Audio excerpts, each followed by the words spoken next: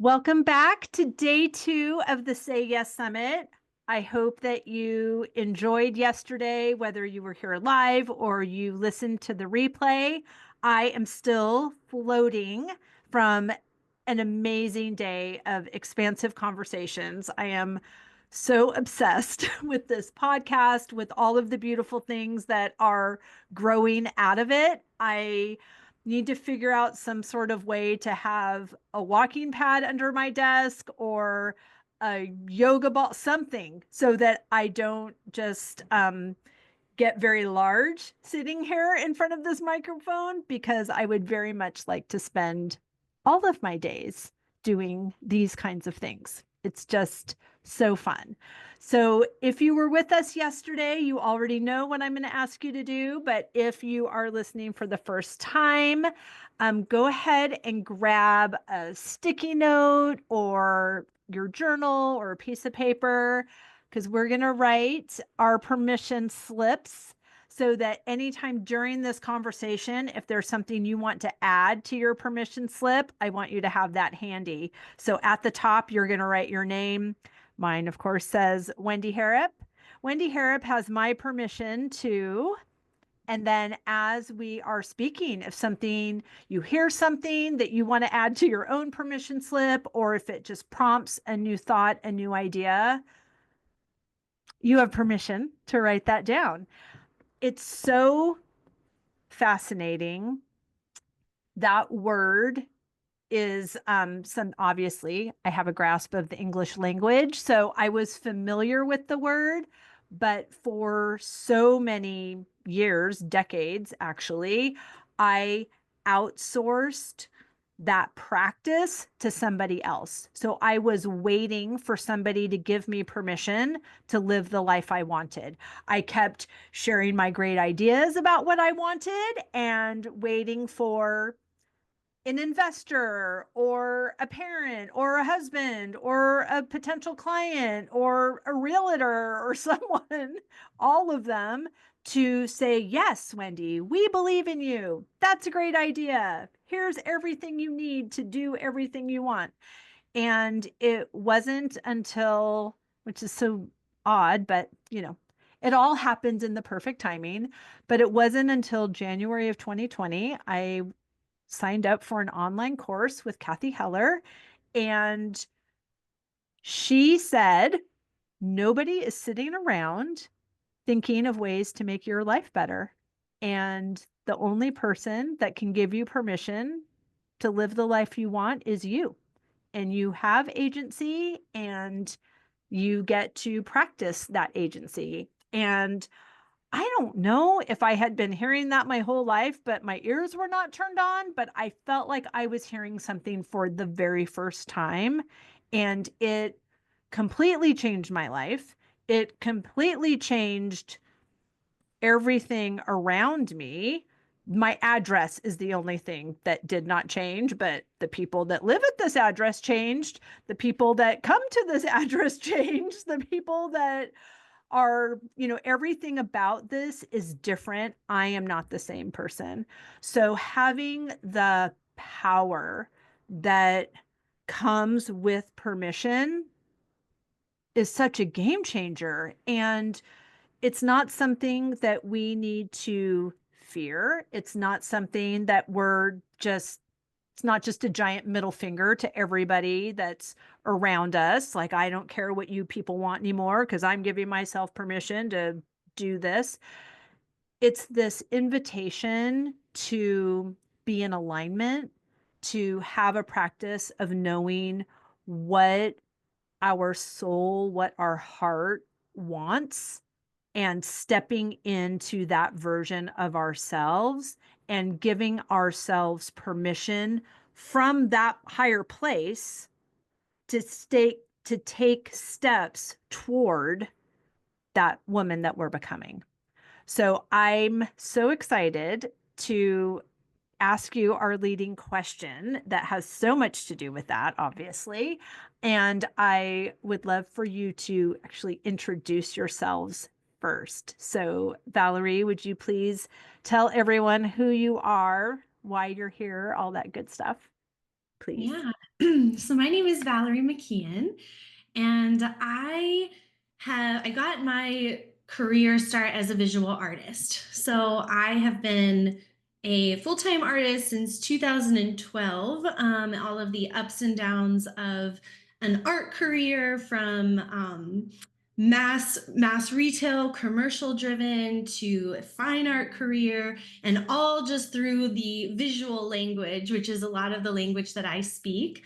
But now my passion in what I do is helping women rediscover or unlock their own creative magic. Because what I've realized over the course of having an art career, you would think that, oh, this is an artist, full-time artist, she does art, that I would be just this creative person and living in this kind of magical way. But it actually ended up being the opposite. I was deeply rooted in pressure and perfectionism and chasing and all of those things. So just because you are an artist doesn't mean that you are operating in that way. So it was 2020 for me as well, Wendy, and I call what I have my creative awakening, and realized that I had been operating in this very performative way, this perfectionist way, and there was another way to be, which caused me to really delve into what is my creativity, what is an actual creative path. And then it felt like, when people say love songs suddenly made sense. I was like, oh, this is what people mean when they say art is healing. And being in creativity and expressing yourself in this way actually unlocks so much for you. So that really changed everything for me. And now I just view life, I view business through that lens of creativity. So I love to help women unlock that. And often it is still through the language of art and actually making art, but it has just an entirely different flavor to it now, because I believe that it can be healing, and it can be those greater pathways to trusting yourself, hearing your voice, having that outlet of expression, and it can just kind of be um, this safety to be able to cultivate all of those things that then help change your life. Oh, so beautiful. Thank you. Thank you for being here. I'm so excited to Nicole, be here and have these hey, conversations. thank you. Nicole, please introduce yourself and share anything that's on your heart. Well, I did a lot in my life. I bet a lot of people are like this. Did a lot in my life that I thought I was supposed to do. Right. I followed the rules. I went to college. I got a scholarship to college. I played basketball, and then I became a teacher. I come from a family of teachers, and I taught high school math, and I did that for 15 years until one day I realized I don't want to do this anymore. And around that time, I had a friend say that he wanted to get me an interview with his boss for a sales job. And I was like, well, I don't want to be that salesy, pushy salesperson. What do you mean? And he said, you're good with people. I think you'd be great. So I went on the interview, and the guy told me, I'm going to have a hard time hiring you because you've never sold anything. And I said, well, I've been selling math to high school teenagers for 15 years and nobody wanted to buy that. And that was my first realization that, oh, I have been a salesperson all this time. Mhm. We're all salespeople. And I ended up getting hired by a different company, and I had one goal. And that one goal was to be the number one salesperson in the country. And that was really ridiculous and really audacious and really delusional. And I was Go told, Queen. right? Yeah. And I ended up making that exact thing happen within a year and a half. And so I went from high school math teacher to being the top salesperson out of hundreds of people, and decided I wanted to do that again so that nobody could tell me I was a one-hit wonder. And after my second year of doing it, I had a lot of people saying to me, will you help me? Will you show me what you're doing? And the teacher in me reappeared, and I started helping people. And around that time, I had also become a health coach. I'd made some significant changes in my life and in my lifestyle, and had just arrived at this place where I had never felt so alive and so good, like physically, emotionally, mentally, and wanted to become a health coach. And I did. So here I am, the number one salesperson, also, working this health coaching business on the side, until I realized there were so many health coaches that weren't helping people. And I was like, why aren't you helping people? And they were like, we don't want to sell. We don't want to be salesy. We don't want to be pushy. And I'm like, we Oh, don't wait, sorry, your Okay. audio, I didn't hear. I see your passion and I want to hear the words and I couldn't hear them. Sorry, will you say that again? I don't know why Yeah. that happened. Can you hear me now? I can.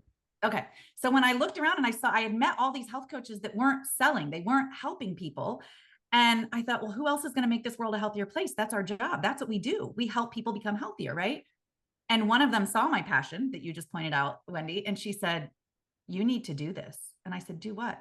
She said, you need to help health coaches learn how to sell. You're so passionate about it. I said, no, I don't want to be in sales anymore. I want to make the world a healthier place. And she said, you are. Because if there's all these health coaches that aren't doing the work that they were meant to do because they don't know how to sell, and you help them learn how to sell, you are making this world a healthier place. And I was like, I'm in. So I grabbed onto it. I started coaching women who were in the health and wellness world. And then it started to expand to a lot of different people in a lot of different industries. And I'm fortunate enough now to love what I do, teaching people sales. And that comes from a place where I never saw myself actually getting to. But I think a lot of us get there, right? Like I couldn't have drawn this out on a map that I would end up here. But the fact that I get to teach people something that maybe they don't know how to do or don't feel comfortable doing, and it allows them to go do more of who they are and who they're meant to be, is the most exciting thing in the world. Oh my gosh, I love it. Thank you so much. Okay, so the question. And just to give you a little bit of background of where this question came from, and I mentioned this yesterday as well. I've been having a love-hate relationship with my About page on my website because several months ago, gosh, maybe almost 2 years ago now, I hired somebody to redo my website. And although I knew this woman and she's very good at her job and well practiced and all of these things, and I spent thousands of dollars more than I had ever spent on this, she outsourced that page to someone who I had never spoken to and who didn't know me and apparently didn't look at my Instagram or anyway. She created this page that is just not even true because she didn't know me. And it was so triggering to look at it that I didn't edit it. Like I made up this whole narrative.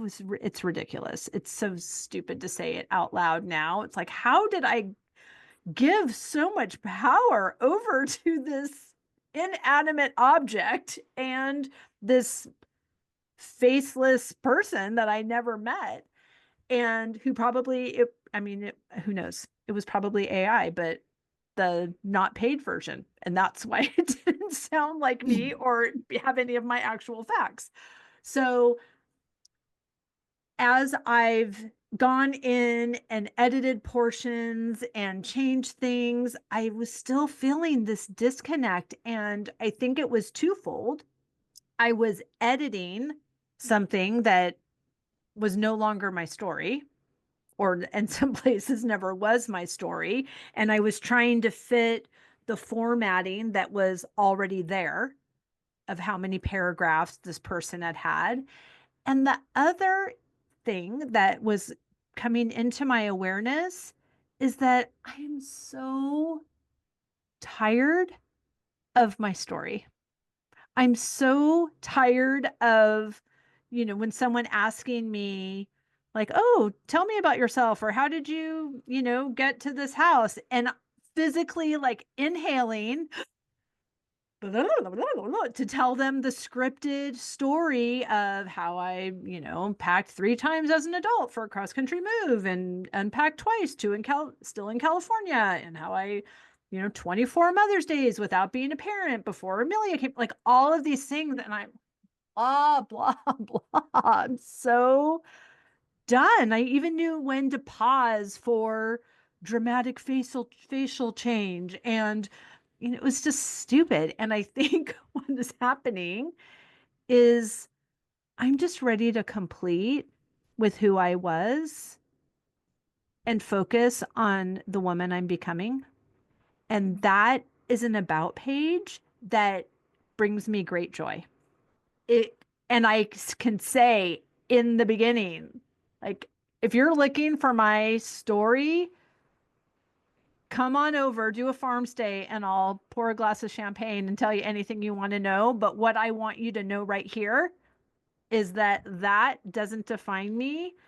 Where I'm going defines me. And so my question for you is, tell me about the woman you're becoming and the role that permission plays in that definition. So, Nicole, I will start with you. Well, it's been a journey and I'm learning more and more about her every day.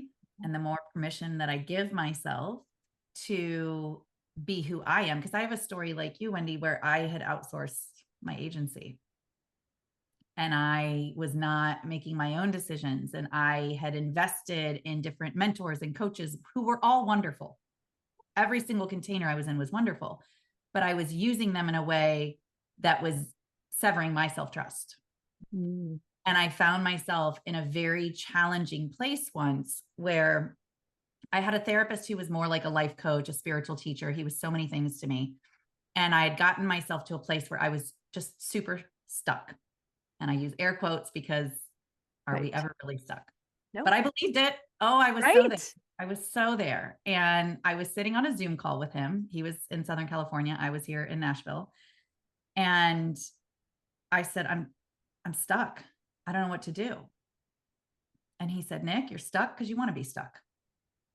And you'll get unstuck when you get tired of your own shit. There's nobody coming to save you. There's no knight in shining armor. And there's no happily ever after. There's happily here and now. And if you don't get that, you're fucked. And tears welled up in my eyes. And I pulled out my journal. I said, I'm going to write that down and then we're going to talk about it. Right. Like, I just paid you to be really mean to me. Yeah. I was like, and I mean, he was like my own personal, like Dr. Phil, if you remember how Dr. Phil was. He would just tell it like it was, which is what I needed, right? In that moment, I needed to hear it. Like I was allowing myself to believe that I was stuck, right? He said, there's no happily ever after. There's happily here and now.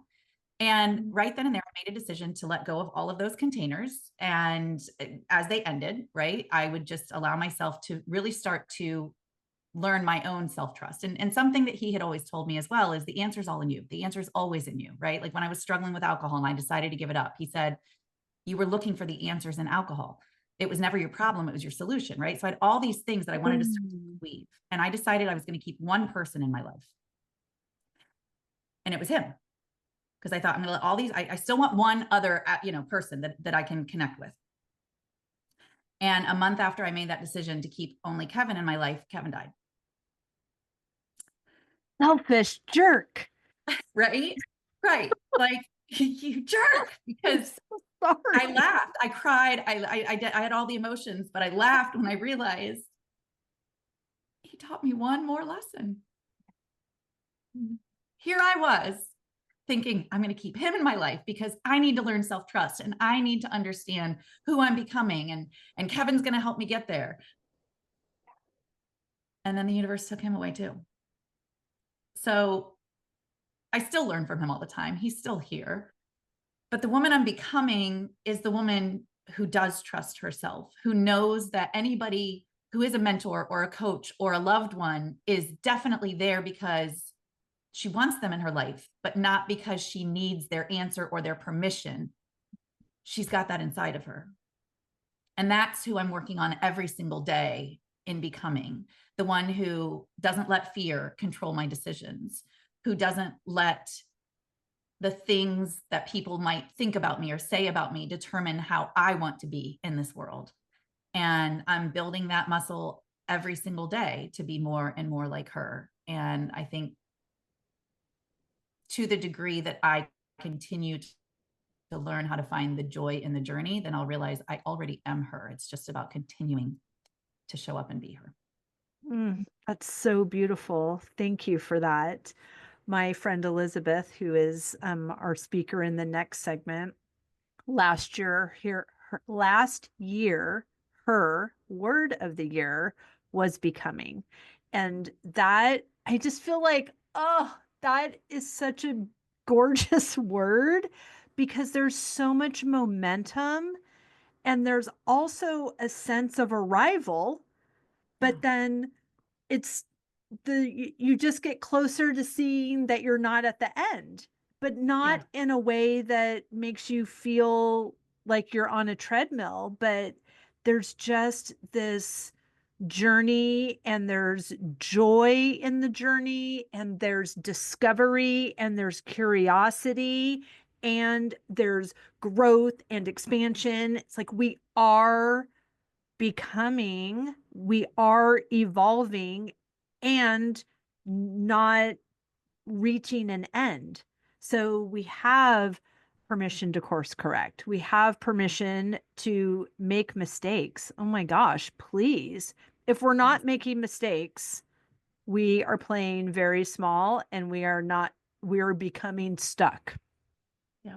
Which we know is not a place of halting. It's just a place of repeating what we don't want. Yeah. Oh my gosh. Thank you for sharing that. That's so gorgeous. Sorry, I just want to pop in here because I know Elizabeth just said something fabulous. Yes, becoming and unbecoming was a part of her journey that year. Yep. Valerie, tell me about the woman you're becoming and the role that permission plays in that. Yeah. I love what you shared. I just wanted to say too about the Oh, being yes, please. stuck. I want you Yes. to, I meant to say that earlier too. Like, if Nicole says something that you wanted to say something to, just do it. You don't have to wait for me to Okay. moderate. Like, we'll pretend I'm listening to your podcast. And so, yes, I meant to ask you, is there anything that you want to say in response before you answer the question? No, I just wanted to say that you said making mistakes is going to be part of it. And I love that because it's this idea of choose your hard. And for me, it's the staying small, stuck when you're almost like I also love Kathy Heller as well. She called me a bird in a box the first time I spoke with her. And I felt that at every like fiber of my being, like that bird in a box feeling where there's more and you want to bust out. That is also hard. And I think that is incredibly harder than the just being messy, make the mistake, fall, but try. So it's like it's both hard, but so I love that. But No, and I love that you pointing that out as well, because you were a bird in a box of your own making, right? Like, no one put the bird in the box but you, right? yes. We have all sorts of ideas of how it's everybody else's fault that we are having the experience we're having, and turns out you're her, right? I'm the problem. It's me, says Taylor Swift. Yes, yes. And it's so amazing when we have this awareness, when we discover agency, when we give ourselves permission and we start taking these steps. And I think there is a tendency to say, this is hard.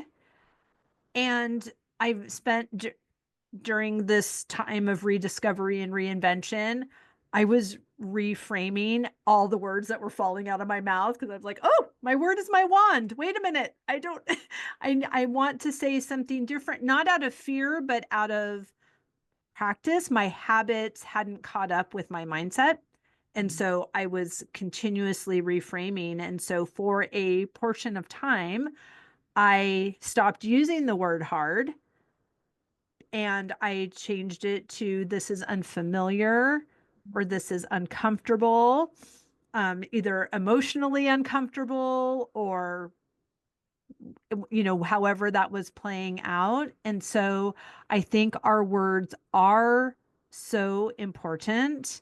And even with regard to my marital status changing, and people would ask me, like, how are you doing? I know it's so hard to do all of this on your own. And I just thought, this hard pales in comparison to the hard that self-abandonment is. that tolerating a life that is not what we want. So permission to stop tolerating anything, because what we're tolerating, we're choosing.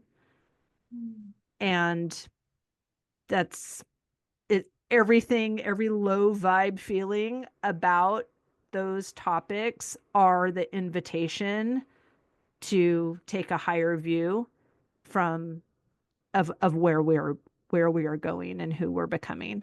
Yeah. Okay, Val, 100%. sorry about that. Go ahead. Yeah. So I think who I'm becoming, and I loved what Elizabeth said about becoming and unbecoming, because I feel like a lot for me has been looking back at that child. And so for a lot of what I do, especially with art and creativity, and there is that child inside of us who was not afraid to make the mistake and could just show up as they are, and messy hair and skid knees and what's going on, and who just wanted to play and have a party, and when they were upset they cry. And so there is this level of the becoming that is kind of an unbecoming at the same time, and a returning. I For me personally, I feel like I have a lot of the good girl conditioning, which I think is so just culturally pervasive. That has very much been my story, the good girl. And what you were saying, Wendy, like telling your story and you even know when to pause and all of this, I feel like that has been me in a lot of ways, where you know the right thing that there is to say, you know the pleasing thing to be, the sweet girl.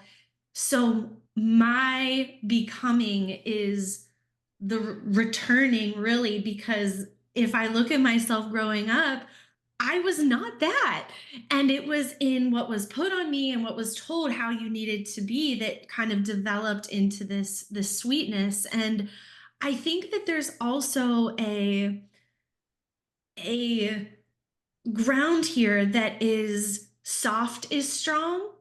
Hmm. Really leaning into that a lot for the becoming, because I think that when I say something like, okay, I'm reconditioning myself to not be the good girl anymore and to say what I actually want to say, and not hold for everybody else how they're going to take it and all of this else.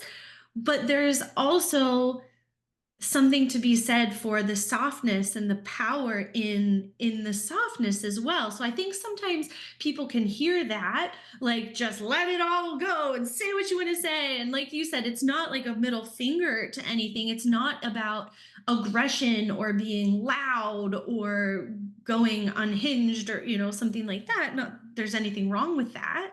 But I think for me, the becoming is learning that there's power in the softness. There's power in the things that I think we write off sometimes in the play, in having a childlike wonder. These things are actually powerful, and we can write them off as naive or simple, or um like there's nothing wrong with being rooted in our femininity and in the softness of that, but that can become incredibly strong when we speak our truth and are unapologetically that way. So I think for me it's been a lot of that.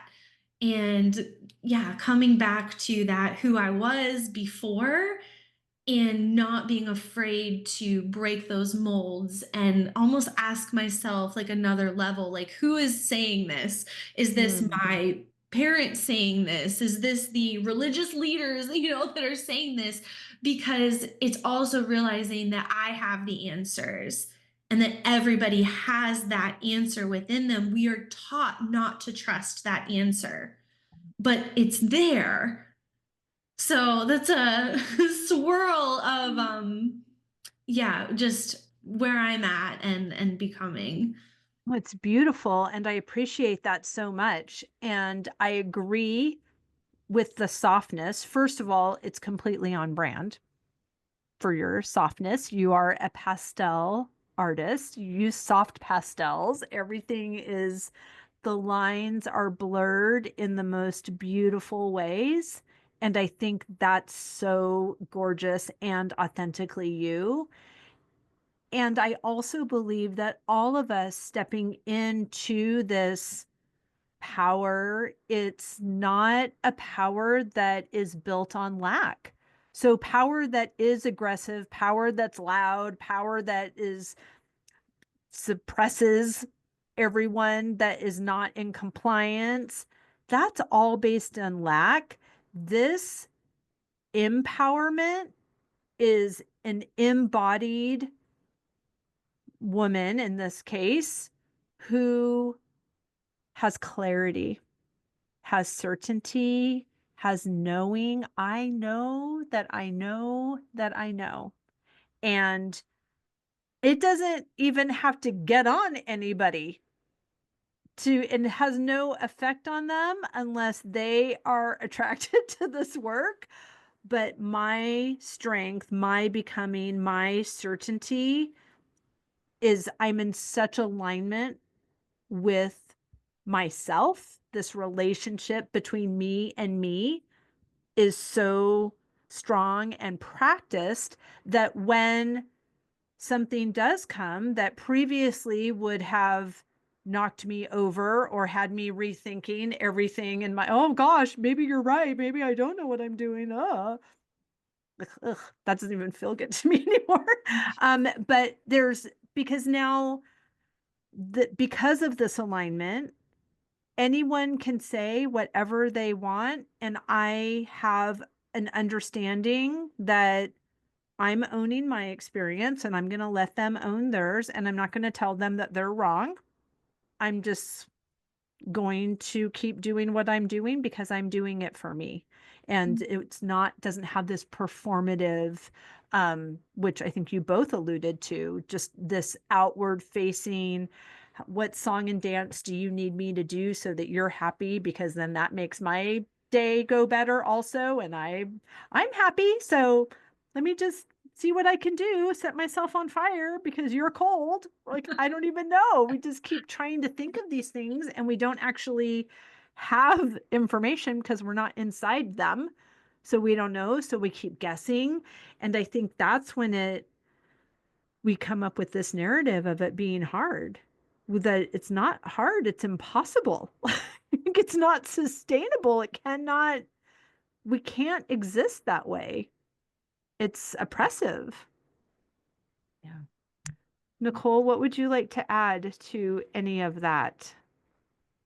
I so resonate with the hard versus soft. I think I'm still on that journey of learning. And it made me think of this time a few years ago. I went to a fire walk, and there were a couple of different activities we did on the day of the fire walk. And one of them was breaking boards. And I don't know if either of you have ever done that, or if anybody listening has ever done the breaking of the board, where, you know, you get all fired up and you get all revved up and you're proving to yourself how strong you are, right? And you break the board.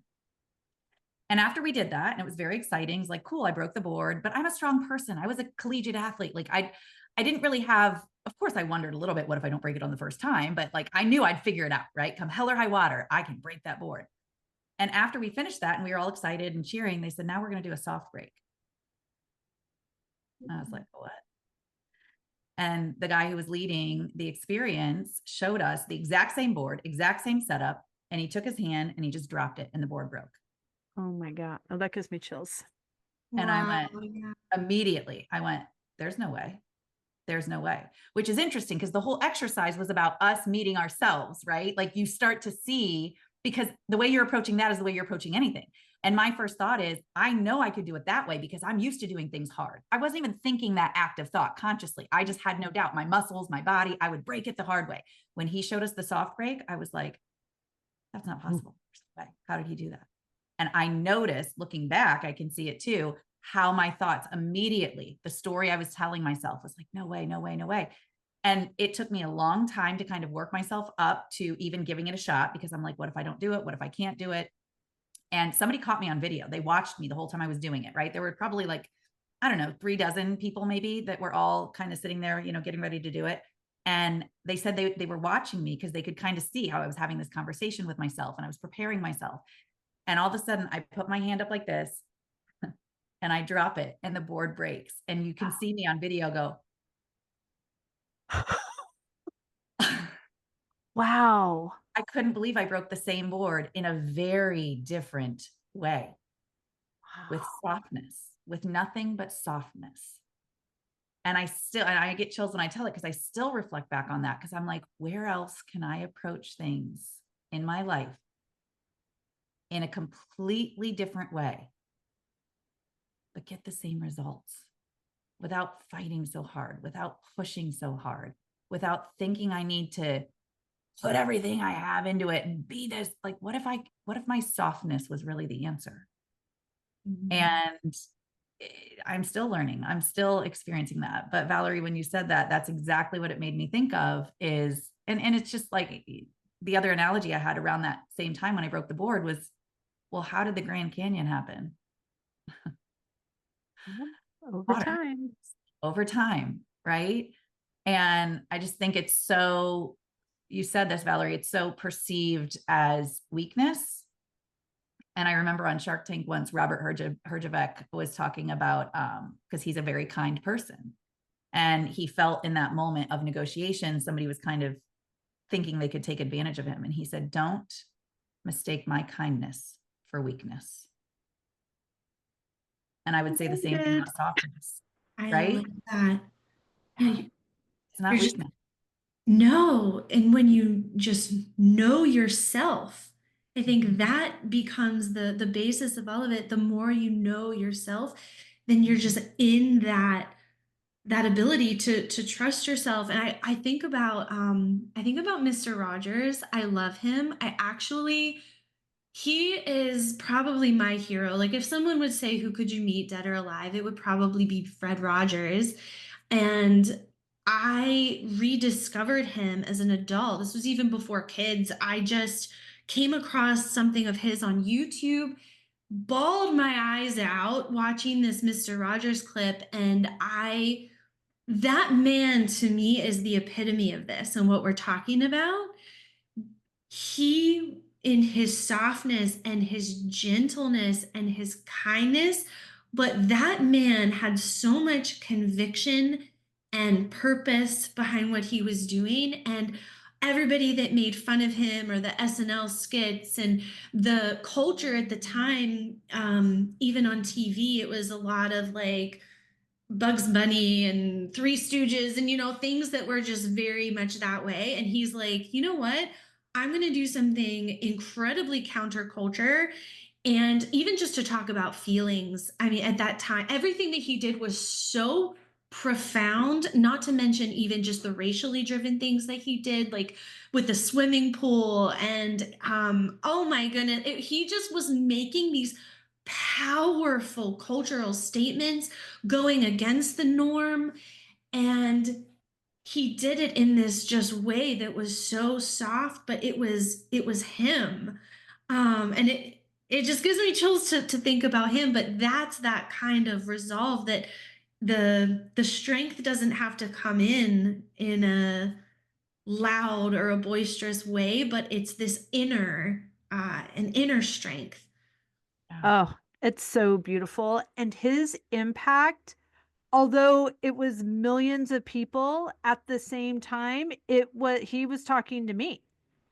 Like the way he just looked, and I was just bawling on Sunday watching the movie that Tom Hanks plays him. Oh my gosh, it's just so good. And the other one about the documentary about him as Yes. well. It's so powerful. And he was so connected to himself that his curiosity didn't frighten him. And he wasn't thinking about how is this person going to perceive me. He was so engrossed in being present for them Yes. that even the people that made fun of them, he would just ask them questions. Yeah, say more about how that's funny. Yeah.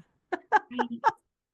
Oh my gosh, it's so rich. And I think that just in what I know that your specific trajectory, Valerie, and the changes that you're making in what you're doing, there is this strength, this wisdom that comes from alignment, that comes from a knowing of ourselves, that that sharing of that personal alignment becomes the gift, becomes the invitation for other people to step in. I know we've both had conversations. We probably should have just hired Nicole because she's a know exactly what to say coach. What is this? Is that what the certification is? Yep, Exactly what to say? Yeah. Like, Yep. Oh, I love that'd be Good nice. We should have met you a long time ago. But in this calling in of women that, we're desiring, Valerie and I both, and Elizabeth and Claudine, like all of us, we are calling women into what we see as possible for them. Like I've got no resistance to you succeeding in your life, in your business, in your dreams. I could talk about that all day long. And when I thought I had to craft the perfect narrative that would result in a yes from this person that I've already identified would be perfect for my trip, program, farm stay, summer solstice white party, whatever the thing is. And when I took my focus again off, because these, old habits die hard, right? I've been outsourcing my power for so many years. I just thought, well, I'm not going to do it to these people anymore because I'm empowered, but I'm still, that's a hard habit to break. It's as hard as we make it. That's a practiced route for me that I am navigating new ways of going about this. And when I turned that focus on me, and I'm just talking about my experiences and my fabulous experiences and my experiences that, take me by surprise, actually. If things are not going fabulously, I find that very shocking. I had such an exchange with my very soon, but not soon enough to be ex-husband and lawyers. And I just thought, what is it happening? Like, why is this taking so long? So in sharing all of those things, which I'm very well versed in what's happening to me and what my experience is, that has turned into an invitation because people were able to see a part of their story in mine and come in to ask more questions or to watch, to witness it. And instead of me trying to figure out the perfect thing to say to get them to say yes so that they could do this thing that I was just doing the same thing as I was trying to do in my marriage, but now I'm trying to do it for people I've never met before. Oh my gosh. And it's exhausting. That's the other thing. It's like to twist yourself into like, I have to say the right thing to get this result, or I have to, it's like, I don't, you can't get anything done even. Right. And then there's an algorithm and I can't figure that out. And oh my Yeah. gosh. Right. Yeah. So how are you navigating that, Nicole, since you always know exactly what to say? Oh yeah, perfectly. It's such a brilliant certification to have. It is, it's interesting because when I first started teaching it, it was from the lens of helping people create more sales and like a business tool. And I also know it's really not truly a business tool. It's a tool for connecting, right? And my very first workshop that I ran, one of my clients came to me. She said, "Oh my gosh, Nicole, I just have to tell you, I made a $5,000 sale." And I was like, "Great, congratulations. That's so exciting." She said, "But that's not all. You saved my marriage with my husband." I said, "Tell me more." She said, "I'm using these phrases that you taught me, and he and I have had conversations that we've never had before. Like, you literally saved my marriage." And I was like, "Will you put that in a video that I can?" Right. She said, "I'll shout it from the mountaintops." And that was the first time that I really realized this is really, it has nothing to do with making sales. Of course, it's going to help you make more sales, but it's really at the heart of it is what's everything's all about anyways. It's about connecting with people. And I think that's what we're all seeking in our lives. I think that's why we're here. I think we're here just to walk each other home. And I mean, even saying that like makes me cry. Like we're just here for each other. Yep. And to the degree that we understand how not just to connect with each other, but to first connect with ourselves, that has to be first, right? Connect with your source, whatever your source is, that has to be your first. The second has to be connecting with you. And then you can really fully give to yourselves. And as you and I know, and probably Valerie as well, because we all follow Abraham Hicks, you can't get sick enough to help sick people. You can't get angry enough to help angry people. You can't get poor enough to help poor people. You can't get hungry enough to help hungry people. There's nothing you can do by playing small and diminishing yourself that's actually going to serve anyone. So it has to start with you. You have to be full of yourself. You have to be so sure of who you are and what you're doing in this world so that you really can help other people, because that's when you'll be able to, because you are truly connected to who you are. So I think for me, that's what it's really all about. I mean, the first lesson that I ever learned in my sales job, I told you I was a teacher. I didn't think I had any sales experience. And I went in on day one and my district manager said, listen, I know you're nervous about feeling like you've got to know all these rules and scripts and things to say, and you've got to know all the stuff about sales, but I didn't hire you because you know things about sales. I hired you because you care about people. You're an easy person to talk to. I enjoyed sitting at lunch with you. And I'm going to tell you something that you need to remember that will always make you successful in sales. People are not going to buy from you because you have the lowest prices or the best equipment or the best service. Those things may or may not be true, but people are going to buy from you because they like you. And if you always remember that, you'll always be successful. And I was like, oh, okay, I can get people to like me. But then there I was wearing suits that weren't mine, feeling like I was playing dress up and trying to memorize scripts. And then I started to realize, wait a minute, but if you're not convinced, you can't convince. So what's underneath all of this? And who am I actually letting people connect with if I'm not really being the authentic version of me? And I'm not saying we can't always be on the quest for better. We should be. That's what we're here to do, is expand and grow and to continue to be more of who we are and discover more of who that is all the time.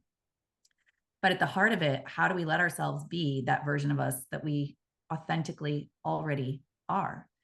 And I think that's really the constant opportunity. Yeah. I love that. I love the invitation and the permission for self-discovery and to really take that one day at a time.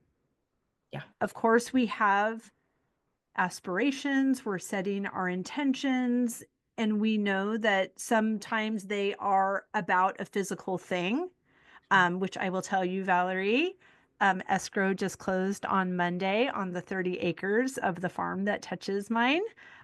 So yes, I'll tell all of you, but Valerie has seen it.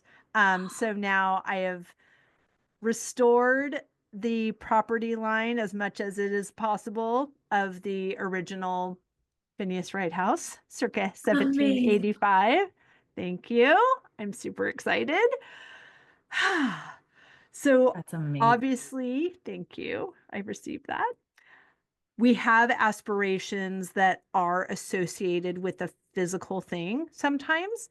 And as in this work that we're doing, we also know that we are focused on a feeling of that, right? So for me, I wanted that property. I have sticky notes on every window that faces this direction because I look at it all day from here that read, everything I see belongs to me. And it's on all the sticky notes on the backside of the house. So whenever I'm looking out, and of course I want that. And I want it because I use the field for parking. And if somebody else buys it and doesn't give me permission, then I can't use that. And then what does that mean? And then, and so I was able to, yes, I want this.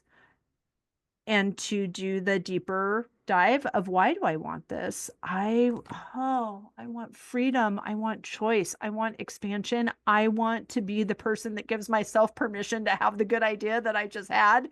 I want space. I want to twirl around with a glass of champagne. I want to provide beautiful space for transformation for people that come here, for people that hear about it, for, all of these things. So we know the power of embodying the feeling that makes us the vibrational match for the thing that we're calling in. How does this work of becoming and of giving yourself permission, how are you finding that play off in or play out in, and Nicole, have you answered this first, in the idea that becoming selfish is actually in service and not something that is rude, or because it's obviously not how we were raised. Yeah, I think I always go back to what I just quoted from Abraham. Like, how can I really help somebody if I'm not the fullest version of myself? Like, if I'm hungry, when we are in struggle, we're naturally self-obsessed. We're human beings. Our bodies are made to help us figure out how to keep ourselves alive. So if I'm hungry, I can't possibly be there for somebody else at the same level that I could be if I was nourished, if I had taken care of myself. If I'm tired, then I'm struggling on some level to keep my body going, to find the energy to keep operating, right? Like, how can we possibly be there for someone else in the way that we want to be if there's any level of lack or struggle that we are going through? And so I think it is at any given moment our biggest opportunity to take the best care of ourselves, to do the things that are best for ourselves physically, emotionally, spiritually, so that we are connected to our source and to ourselves. Because when we have those connections and we are taking care of ourselves, then we can fully show up for other people because we are then taken care of. Beautifully said. And permission to exit the room, because I know you have something. Because this is so fun, but it's ironic. I haven't exactly what to say certification that Perfect. Okay, before you go, and although I'll link it in all of the emails and such, please let people know how they can find and follow you and find out exactly what they should be saying. Yes. Come find me on Instagram. I am at the Nicole Kramer, and please send me a DM. Let me know if there's anything here today that resonated with you or any questions that I can answer. Would love to connect. Perfect. Thank you, much, Queen. Abby.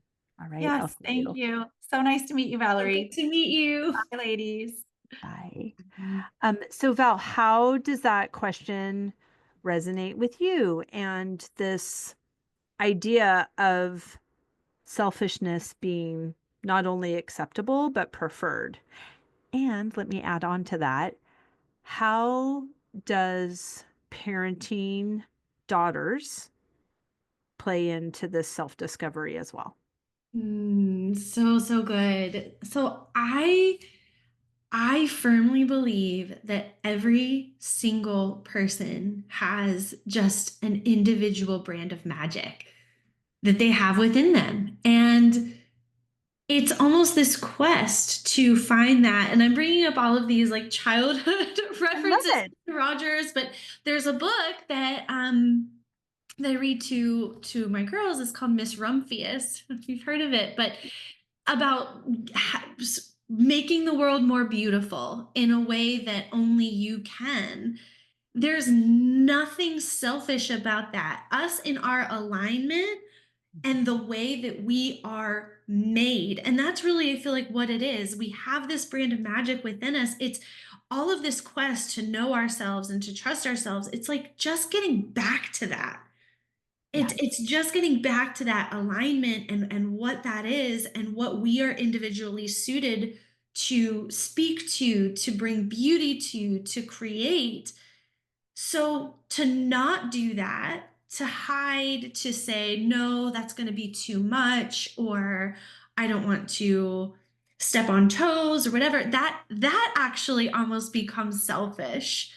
Right? And if we hold ourselves back from that, that's all self, because it's all self-preservation, and we're worried about how we're going to look, or we're worried about how it's going to come across. And so that ends up being what becomes selfish and self-absorbed, where when we get to the place of alignment, we unlock our gifts, we unlock those places where we're supposed to bring something forth. And another thing that I firmly believe is that every single person is made to create, not in different ways. Not everybody's an artist, but I think that everybody is meant to create something. And that is the least selfish thing you can do, to go down pathways and be on this journey of discovering what that is. um and so as far as having the daughters, it's definitely has made me want to break these exact patterns more, because I see their individual magic. It's like we're doing all of this inner child work and like trying to get back to who were we before all of the crap happened and the Yep. heartbreak and these things in our lives that just happened. And it's like, so to witness these two little souls who are doing the thing, who are Yeah. crying when they're sad and saying I don't like this and saying things that embarrass me Right. sometimes, but to look at them and almost be able to remember for them, for when Yeah. they forget, but also to show them that they're not too much, and that um they don't need to be small or tamped down and all of that, like the good girl messaging and everything, which is a tricky balance because you want to raise decent. Right. I want you to speak your mind, except for when I just told you what you're going to do. Like, then there's no mind speaking. Thank you. Thank you. I just Yeah, want so you to be obedient. And it's like, oh, am I asking for obedience or am I asking for conformity? It's like, I, it brings you to your edges. it totally does. And I'm so grateful to be for, I mean, I don't do this every time, but I'm really grateful for the times that I am present enough to say, honey, I'm going to remove myself from this conversation. I just need to journal and meditate. And she knows that I do those things all the Yeah. time anyway, but I really want to answer and how I really want to have this conversation from the best version of myself. Mm. And I feel like I'm not being her right now. And then she's so cute. She's like, Mom, is that because this is your first time parenting? And I was like, yeah, it is. Like, this is your first time being 11. She goes, yeah, it is. It's like, we're going to figure it out. And that feels like, of course, it's a lot of words, which I've got no problem with that. And it takes time to parent her while I'm reparenting myself in real time. But I'm so grateful for the opportunity and that I'm doing it essentially in a vacuum, because her experience when she's with her dad is in a completely different place. Mm. So I do have time and space to do it this way and to help create habits, help create an environment for her to create habits that are in alignment for her. And one thing that we've been practicing, I mentioned it yesterday when we were all together, but I noticed that I did it earlier today. I apologized to you. And not that apologizing is wrong, but we noticed Keith actually, Amelia's dad, brought it to my attention that she was apologizing a lot. And so, of course, I immediately said, oh my gosh, I'm so sorry. And so we knew where that was coming from. And so just the practice that we've instilled is that when we say, because I would start telling her, you don't have anything to apologize for, honey. Like, you don't have to apologize. And then she would run into me and not say anything. And I would say, sorry, Mom. She's like, oh, sorry, Mom. Like, I must be so confusing. Don't apologize. And I can't believe you didn't apologize. So we're making a full sentence out of it. So Mm. we can say, I'm sorry, but we have to finish the sentence. I'm so sorry that happened. I'm sorry that was your experience. I'm sorry I ran into you. I'm sorry that that door slammed, and that might have startled you. You know, like we closed the loop instead of just. So I said I was sorry to you earlier, and I want to say I'm sorry that I asked you to speak and then I kept talking.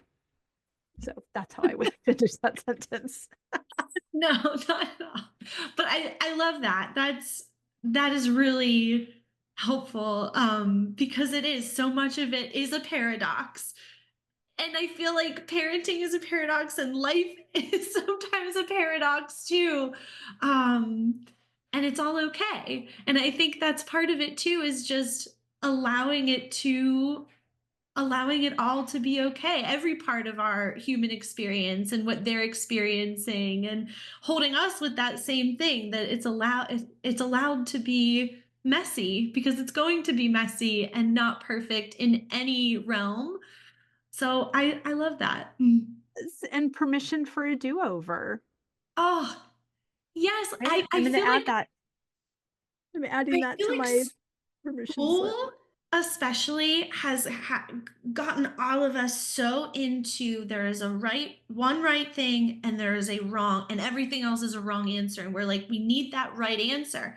But in building a life, it's really not that way. There are a ton of right answers, and there's really not even wrong answers, because if you go down a path, well then you can pivot and change. And so I think a lot of people, we get just stuck because we are afraid of this sense of it's right or wrong or I'm going to make a mistake. But just knowing that that doesn't exist, then you have the permission to play and do it messy and imperfectly.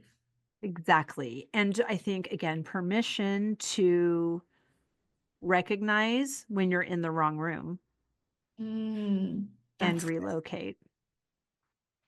That's Right? really good. Because when you are in these classrooms, when you are in these situations where you really feel there's a predetermined course of there's one way that's acceptable of how this is going, and I didn't make those guidelines, and that's when we're a bird in a box. That's when we're existing and having an unlived life. That's when we're sick. We're in dis-ease because we are out of alignment with ourselves. Oh, right. Oh my gosh, it's so good. So good. Yes. Thank you. Thank you for sharing. Thank you for these beautiful nuggets of everyone having their own brand of magic. I love your childlike wonder. It's my favorite. I love that that is your brand of magic, and it's unapologetically you. And when you are stepping into that unapologetically, you're such a magnet.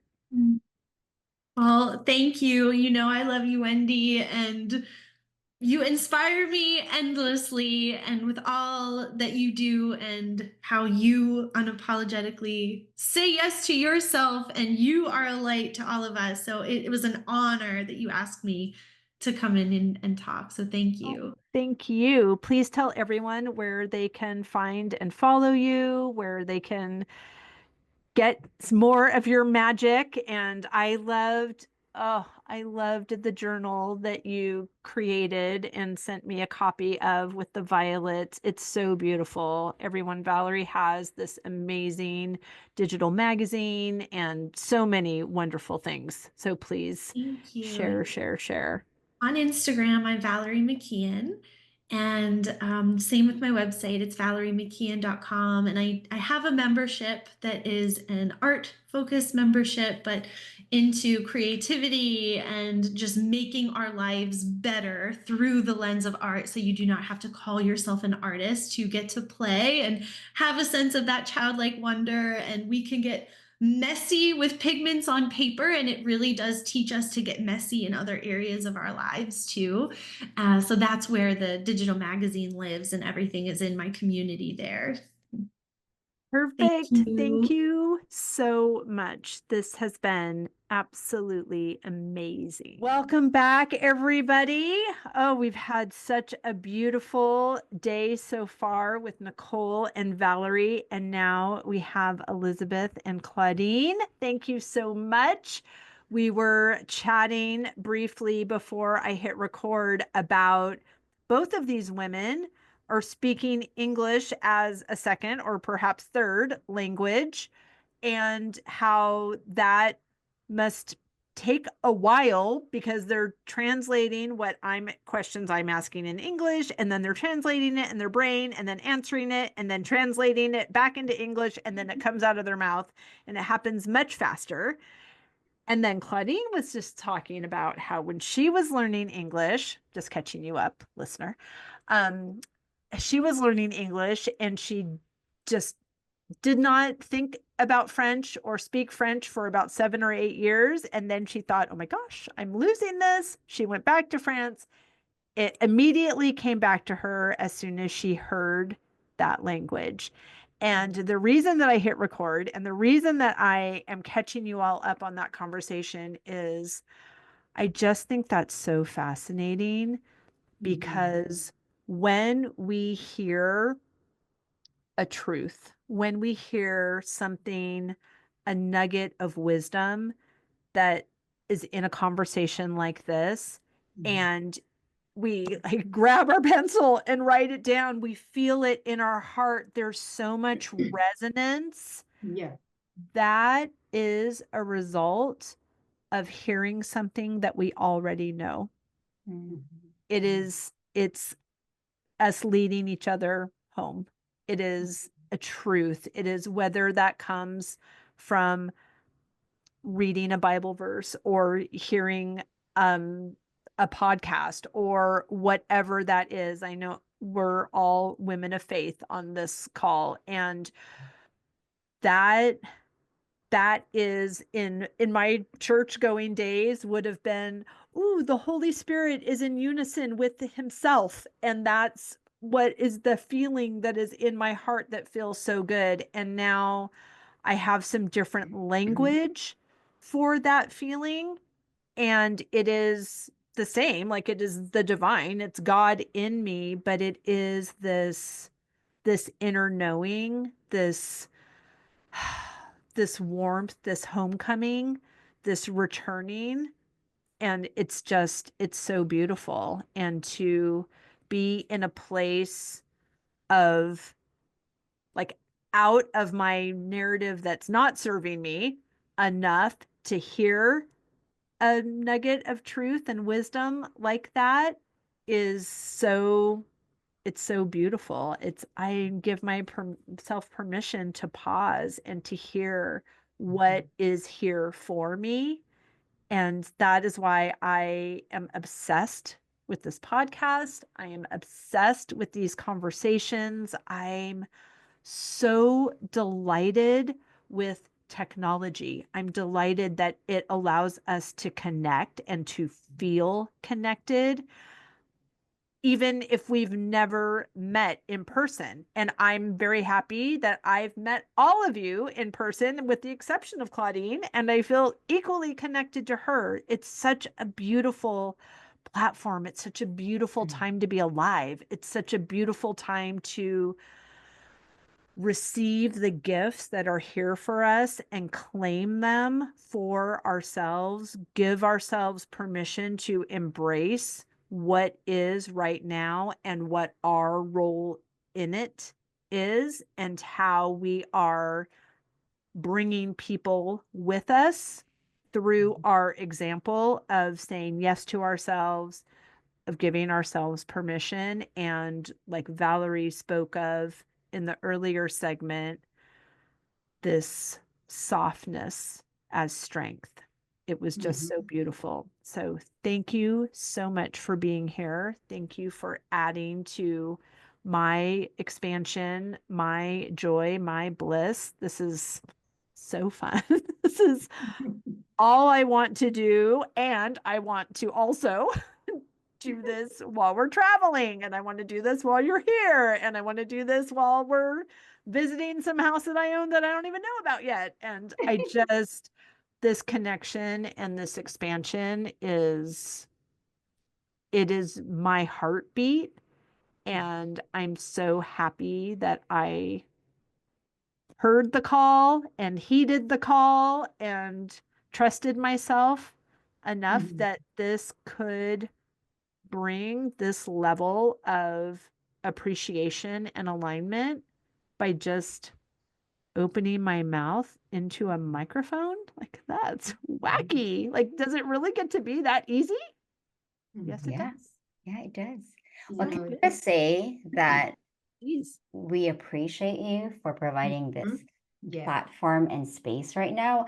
I am in all the way in California, but I feel your energy and you know how much I love you. So, but I will say it again that I do love your energy and your passion and the fact that you've been having these more expansive conversations is so impactful to everyone listening to this. And for you to invite us, it's an honor to have this conversation with you because it's just like life is just so good, right? And messy and magic all at the same time. So thank you for this opportunity and just to have this chat like about life and about everything else in between, you know. So Yeah. Thank you. amen to I want you. to say the same thing, you know, because we never met before the podcast. And that day when we met, I felt the energy, I felt the connection. And then your encouragement it just encourages me so much. And that's why the conversation kept going, it kept going. And so thank you so much for providing us this platform to share, to help each other, and also to lift each other up, and also to pull something that is inside of us that we didn't know. You know, so you just said something that hits me in my heart. You said you did open your mouth to just speak to the microphone. That alone, that's a gift that God put inside of you. You didn't know, but as soon as it came to you, you were willing to go. Then He is empowering you.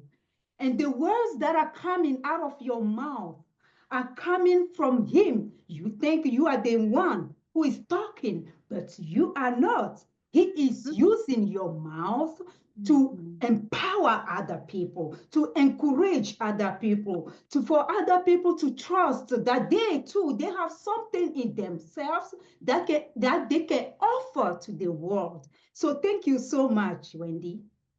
My gosh, thank you. It's such a love fest. See why I'm obsessed. Oh my gosh, and thank you so much. I receive all of that. And thank you, Val, for your comment also. I I love it. And when there aren't a lot of squares, when the speakers are coming on, I start to think, oh my gosh, are they going to feel like this is a waste of their time? And oh, I feel bad. And should I say that there has to be 100 people or else I'm not going to do it? And I just get all in my head as if I have anything to do with that. And what in those times when I start to feel like I'm getting spinny a little bit and trying to navigate somebody else's expectations or perceived expectations. No one even said that to me. I just perceived that you all would feel this was a waste of your time because there's not hundreds of people. That narrative is not in service and apparently not true according to what you just said, which did not sound like you were lying. So thank you. But I say all of that to say it's like we all have these voices in our heads that I know the book says that's trying to keep us safe, but that does not sound nice or safe. It sounds small and punitive. And so I think that just the reminder of what my role actually is. So my role is to turn on the microphone. I know that. I receive that role. It sounds like the easiest to do item in all of my existence. So yes, please. I believe that it is my role I got this idea in my morning practice. So I know all the good ideas come in that time. I am open. I am receiving from God what is next for me. So I knew I was supposed to do that. I knew I was supposed to invite people. That's the end of and then I'm supposed to tell people when it's happening, right? But then those are things are on my side of the street, and whoever agrees to be involved, whoever agrees to participate as a speaker or as a listener, that isn't all not my job. Mhm. And I'm so appreciative of your kind and generous love in the form of words, because that helps me remember what I really, really know. Mhm. And I appreciate that. So thank you so much. You are welcome. Thank you. Claudine, would you please introduce yourself? Tell everyone what you do in the world. And then I know you already know the question I'm going to ask you, but I'll ask you that after Elizabeth's introduction as well. Okay, so I'm Claudine McDaniel. I'm originally from Togo, West Africa. And I grew up in a very dysfunctional family where my father had two wives and my mother and my stepmother. And I suffered a lot of abuse from my stepmother and her children. And because of that, I was sick. And then I was so hopeless about my future. And at age of 11, I got sick, this chronic sickness that nobody knew that I could survive. And at age of 13, when I started college, that's when I met two beautiful women, and they talked to me about Jesus Christ. And they told me that he can become my personal savior. And since I was experiencing these awful things at home, I was like, okay, if I can have a father that can become my personal savior, why not? So I received Christ. I started preaching, winning souls, going to church. And so at age of, I think it was and this began to be going well for me, and the sickness started to disappear. And then I was become courageous and then strong and boldness. That's why I started winning souls. And in 2000, I had a heartbreak. And from that, God miraculously opened up the door for me to come into the United States. And I came into the United States with only $13 in my pocket. Wow. So now I have Beyond Conquerors Ministry. It's so amazing. Thank you for sharing that. Elizabeth, would you please introduce yourself? Hello, hello. My name is Elizabeth Tiglaugas, and I live now in Los Angeles. And in the spirit of speaking the languages, different languages, I'm originally from the Philippines. So Filipino at heart, but I've lived here longer than I've lived in the Philippines. So I've loved both cultures.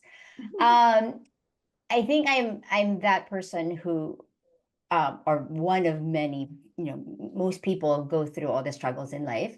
And so I went through a lot of struggles. And one of the biggest challenges I've gone through is my mental illness. And so from in my 20s, and that led me to being a mental health advocate. And because of that, I've learned to turn my struggles into purpose.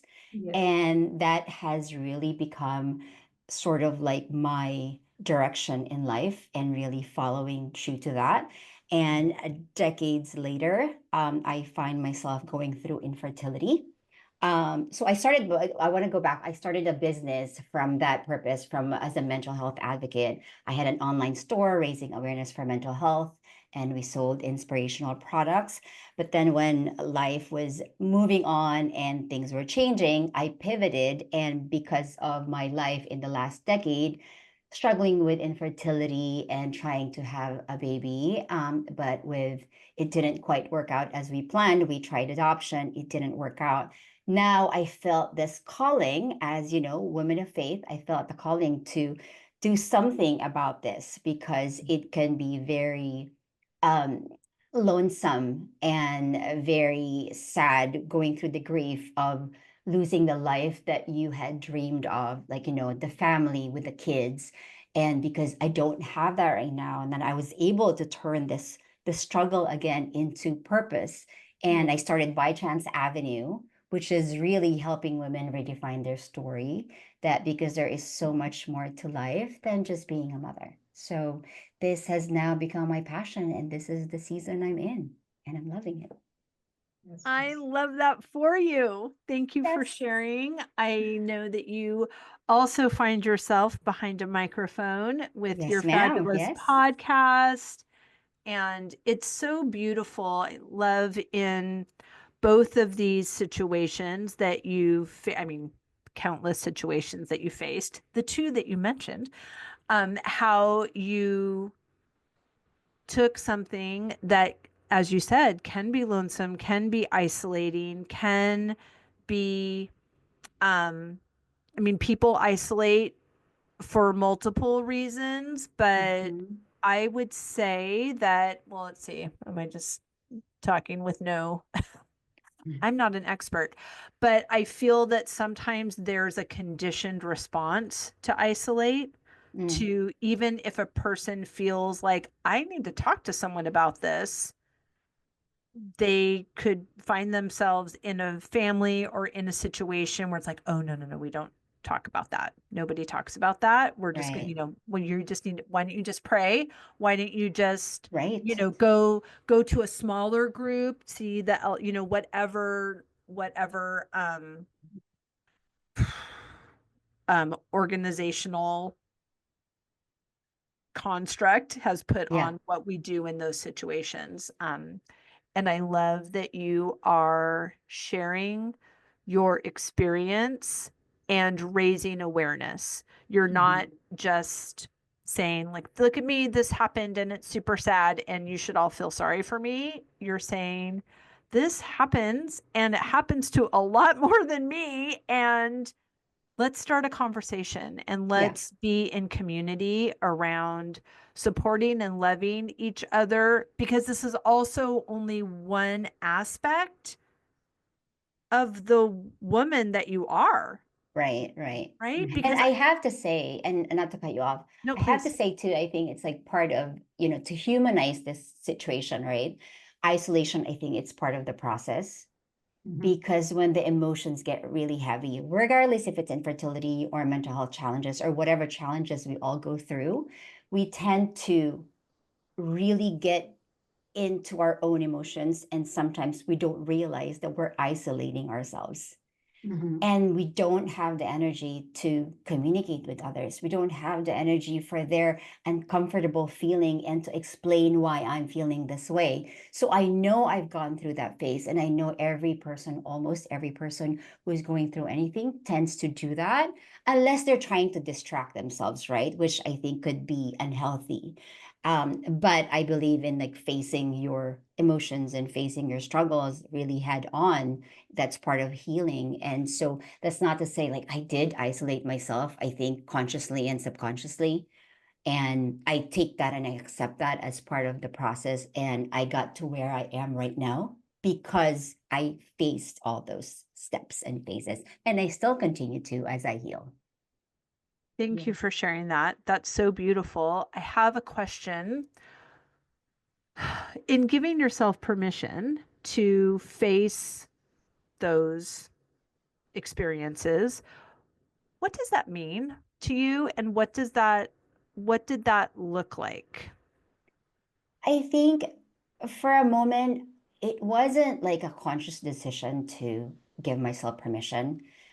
I had to learn that at first, when you're feeling really crappy and shitty, you're trying to like fix something, do something, right? Like, how can I do this? And I needed to learn, or had to learn just by experience, that sometimes you just kind of you had to just be, let yourself be. And that was part of learning to give myself permission to just be and show up as I am, being messy and feeling like this. And just as an example, early this week, I needed to record a solo episode in my podcast. And I was like, I really feel crappy. And it's a solo episode. And that became the theme. And in alignment with your theme, right? It's about giving ourselves permission. And I literally started my episode. I don't feel like recording right now, but I'm here showing up as I am because I'm learning to give myself permission to just show up as I am. And if you need this message too, then this is what it's all about. Oh, that's so beautiful. Thank you. Claudine, is there anything that you want to add to that before I ask you a question? Yes, actually, what she said is very, very important that many people we go through difficulties, and what she calls isolated, me, I will call it dark place.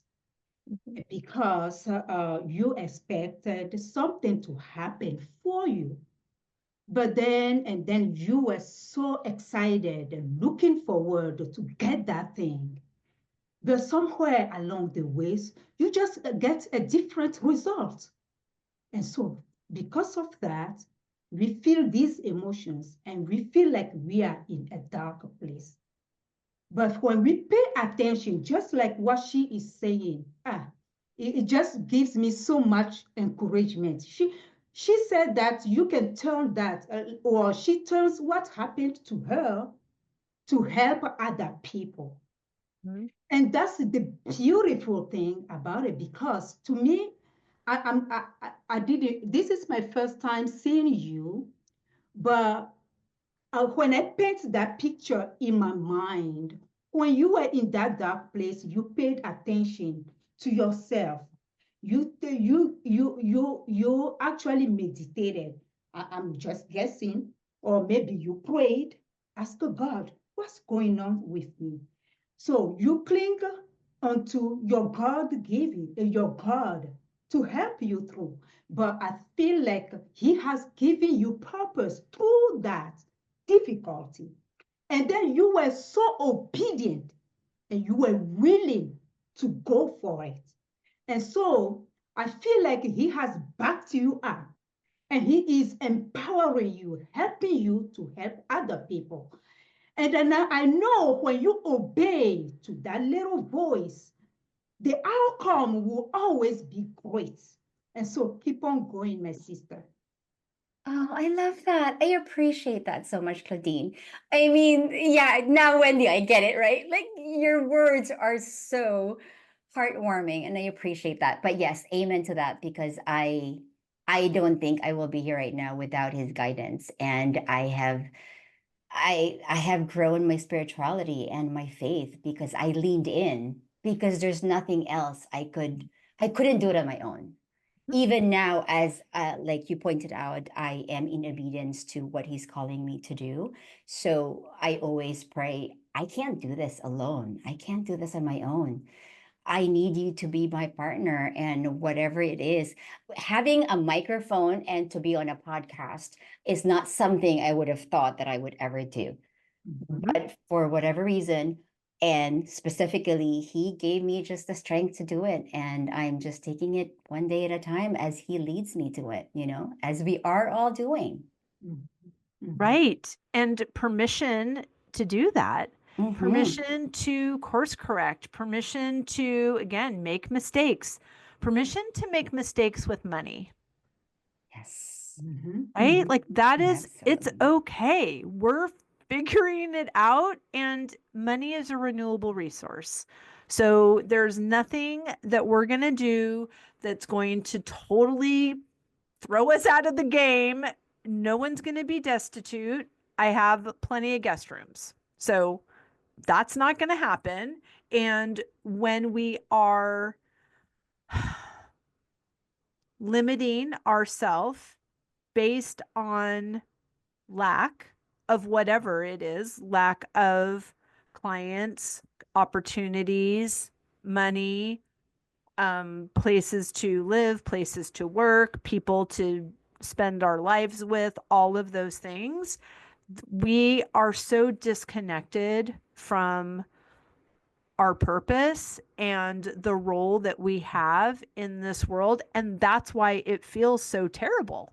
Mhm. The fact that it feels terrible is because you're going the wrong way. If you ever Exactly. saw Planes, Trains, and Automobiles, that's Amelia's dad's favorite movie. And we that's his favorite line when they're going the wrong direction on the highway. But it's lovely that we have this internal guidance system, Mhm. Mhm. and that we know, even when I was starting to feel like, oh my gosh, people are going to be mad and that doesn't feel good and they're going to think this was a waste of time.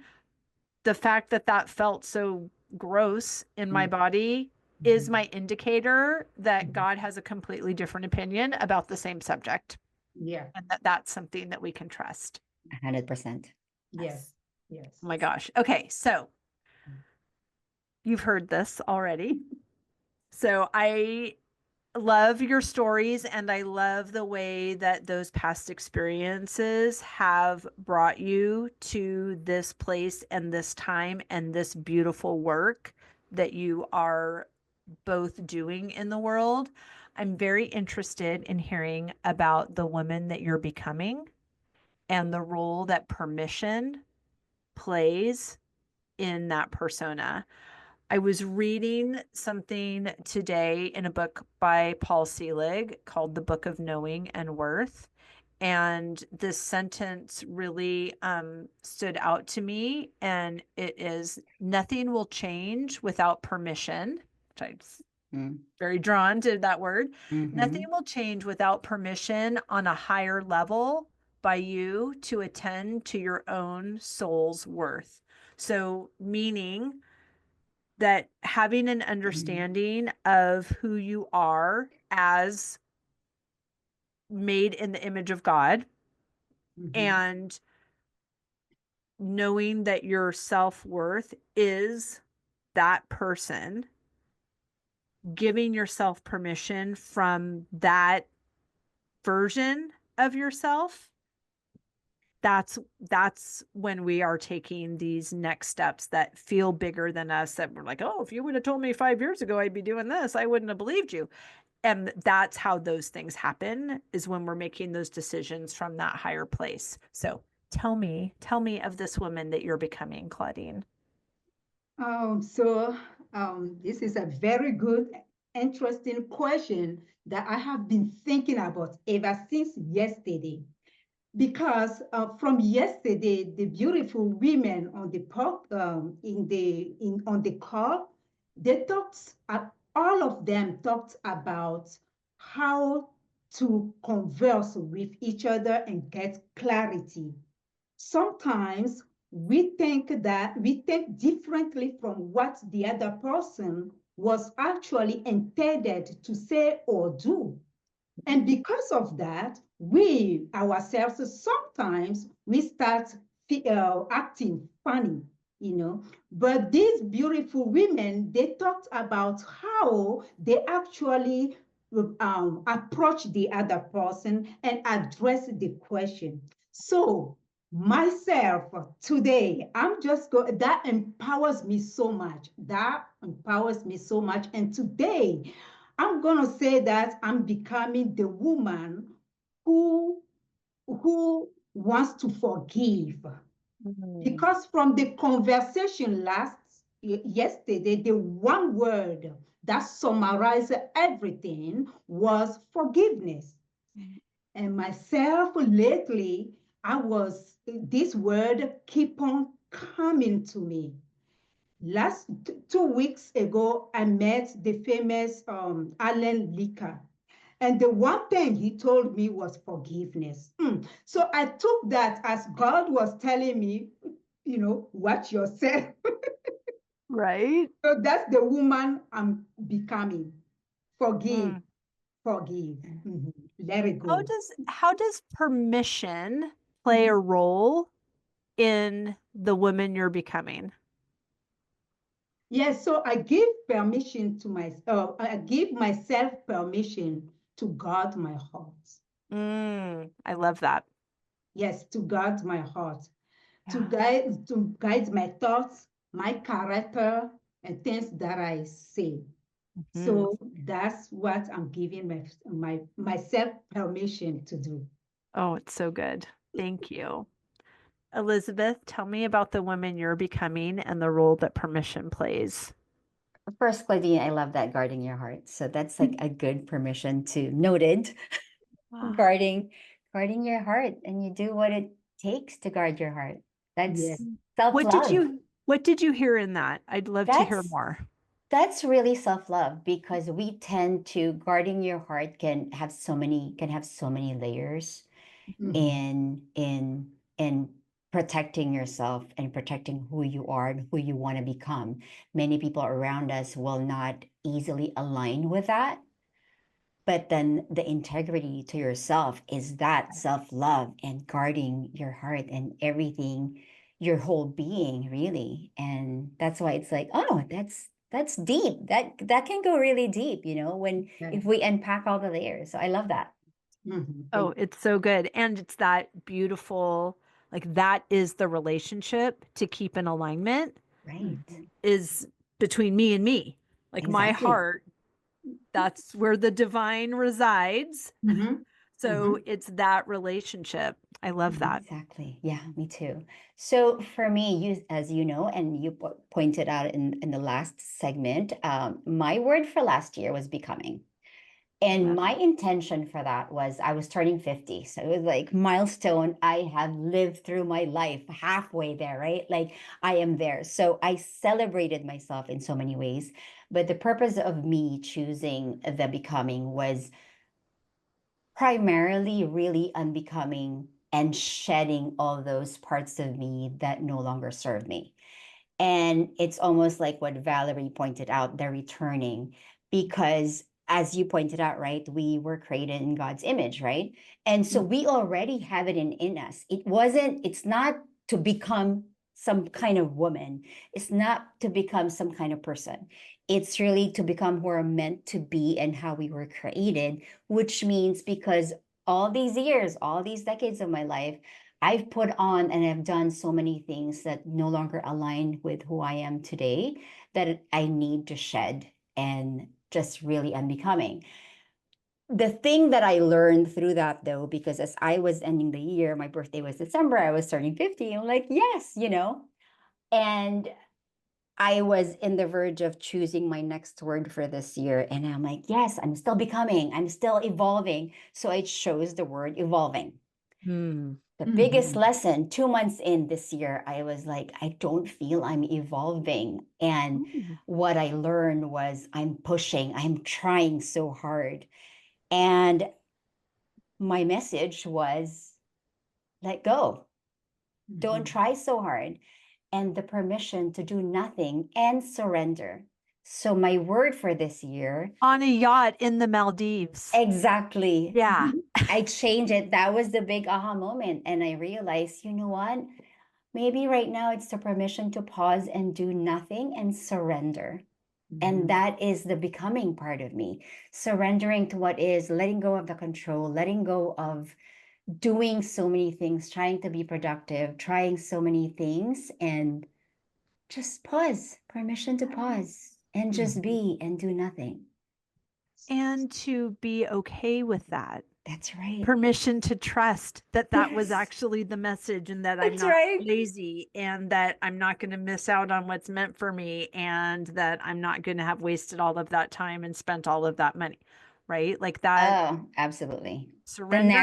The narrative continues. And so, yeah, you surrender. And all these permission slips that we get to give ourselves that I am still continuing to give myself right now. Permission to rest, even though I don't have kids, because life is Oh my exhausting, gosh, right? Because please, there my is sweet that, queen. because Please drop that. Mothers are not the only people that are tired. exactly. But you would be surprised. I People know. think, close family and friends, that what are you doing? Like you have time, you have so much time. I'm like, no, I actually don't have time. Life is busy. I have a life. Even Right. though with no kids, right? It's not defined me, but it's something that really affected me when I would hear people say, Sure. "Oh, you should have a good, quiet evening." I said, "Sure, I do, but it doesn't mean that I don't have a life and that I've got nothing to do. So a lot of narratives that I get to be okay with and permission to don't even care about what people are saying. Right? Welcome to Yeah. 50.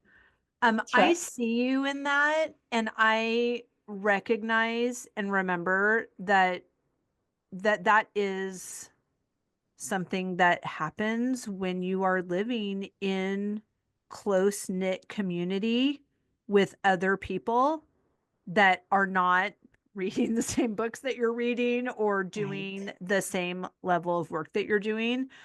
I recognize that I get positive isolation, intentional isolation that I've set in motion for myself, because I hear, even with the acquisition of this land, like my cousin left me a beautiful voicemail yesterday. She's like, "Queen, my cousin, the land baroness, you said you were going to do it and you did it. Congratulations. That's Mhm. so amazing." And so I hear Mhm. these things and I think, oh my gosh, well, yeah, I'm just doing it. But I also recognize and appreciate that I have the privilege of intentionally isolating Mhm. inside the stone wall of this property. I am not lonely. I have Amelia, but I'm also her mother. So there's really not I said, I'm not reporting to anybody. Mhm. Mhm. That's And right. like, that's a total baller thing to say. And like, there is nobody to report to. It's not like I'm like required to report to someone and I said, "Listen, I'm exercising my power and I'm not going to report to you." There's nobody to report to. So I get that I am on this fast track to becoming the woman that I'm becoming because of the conditions that I've created for myself. And I recognize that those are not the same conditions that everybody has. And Absolutely. And right. if I Go may ahead, add, please. because you mentioned about having that privilege, because now, we all know we try to have children, we don't have children. I don't pity myself at this point. Like, it's Yeah. just, Yes. I went through that, right? Mhm. But it's become a privilege right now that I have so much freedom. Yeah. But Mhm. what I realize is when people comment, especially parents who are exhausted, and then I say, "Yeah, I'm getting a massage or I'm doing all these self-care," and like, "Oh, it must be nice." There is Mhm. a little bit of envy there, right? And Mhm. that's when I say permission to not care what they're saying and permission to create a boundary, because That's right. I don't care for that. Like, this, you can choose to have a massage if you want, Mhm. with or without children. But I do have time and I'm embracing my freedom right now. Yeah. I'm embracing the extra time that I get to take care of myself, because you know what? All of us have like crap to deal with, right? Like, this Right. is life, but we also get to enjoy it. And I'm enjoying the privilege right now by chance, right? This is Yes. not the life I intended. I would have loved to stay up at night with children, but it's Mhm. not the life plan for me. So I take it with grace. I am healing and I continue to heal, but it is a privilege, like you pointed out. And yeah. Right. You can just tell them, "Oh, I'm just gearing up for Mother's Day." Mm-hmm. That's Or right. what? I mean, you don't say anything, Right. but it is fascinating because there are tons of opinions Yeah. and we have permission to respond in a way that feels in alignment to us. We can respond in a way that is soft. We can respond in a way that is an invitation for them to exercise the agency that's also available to them. One of my mantras, of course, my 2025 mantra is "Let it be easy," which apparently that It can is be easy. done. I'm so excited. But the fact that I am only available for what delights me, that has, I mean, of course, it's a beautiful way to live my life. And it's also become the answer when I do hear a comment like what you experienced, Elizabeth. So if someone was saying like, oh, well, it must be nice you're going on a cruise and didn't you just go to France and aren't you That's going to right. Scotland? Mhm. I'm only available for what delights me. Yeah. And then because that has nothing to, I'm not comparing myself to them and their situation. I'm not saying they can't, I've made a personal decision that I say yes to myself. And there's nothing like they have every opportunity to do that themselves. And when we get into that trap Mhm. of comparison, it just takes us, our focus moves from where we're going. Very true. Mhm. Claudine, do you have anything to add to that? Yes, so what I think about all of that is not to pay attention to what anybody else is saying or think or their actions. Why? Because you have a personal relationship with your God. The way you are designed is not the same way they are designed. Your gift is different from their gift. And also, God tells us not to murmur or not to gossip or not to do these things. So now, if they are doing those things, let them do it. You enjoy your life. Okay. Yep. So yeah, so that's what I wanted to add to that. Yeah. And how are you doing that? Yes, so me personally, one of the way, at Beyond Conquerors, we have emotional healing as well as strength finder course. So when I came to the United States, I mentioned that I suffered from abuse from my childhood. And also when I came here, it was like I stepped from all that I was familiar with and stepped into the unfamiliar, you see. And even before I came here, it was a heartbreak, a separation, a divorce that brought me here. God opened up the door through that for me to come here. So when I came into the United States, with all these surprises, because now I know that, oh, I don't speak English. Oh, what should I do? I could not communicate with anybody. The food, the culture, everything, people were different. So how can I move through? But the Lord told me that He was going to help me. And to be honest with you, my sisters, Wendy, I call you sister all the You time. do. I love it. To be honest with you, my sisters, it was difficult for me to move forward.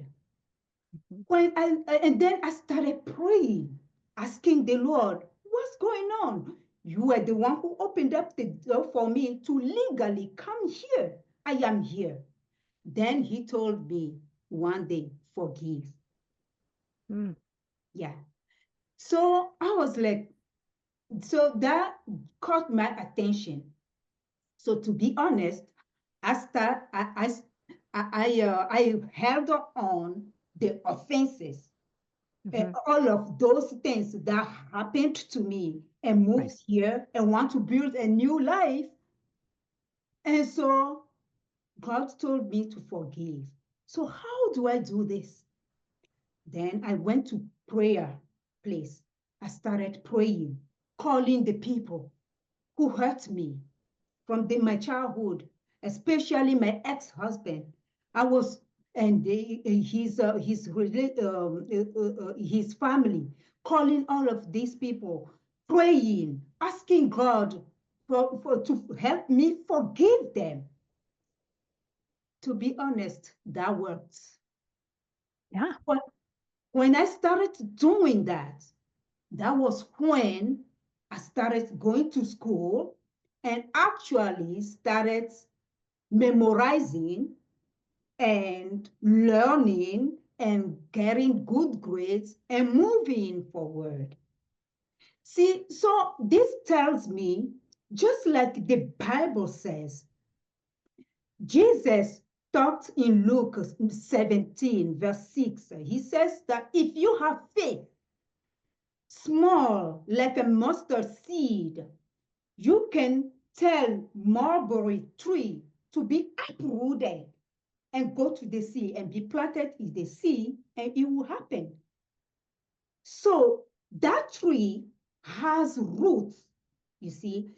The root of that tree is so deep in the soil and it's so difficult to be uprooted. But with faith, we can do that. We can uproot the bitterness, the offenses, the revenge, all of those things, we can uproot them, and so that we can freely move forward. Because this is what it makes me think that forgiveness is truly spiritual, just like faith is spiritual.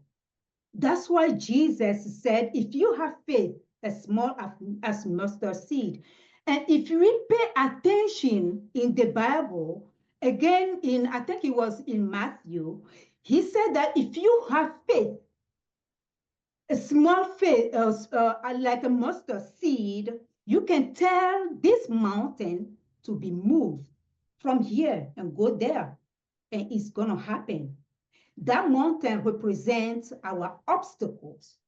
See, if we have faith, we can move obstacles out of our ways, and so we can move through. I'm coming back to what you just said about opening up your mouth and start talking on this. And this is what is becoming what all of us, we are enjoying today. See, for you to start doing that, the obstacle was all the thoughts. I'm not good enough. I cannot do it. Oh, I don't have, what will people think? All of those things. But you have faith. That's why you persisted. And today, look at all of us.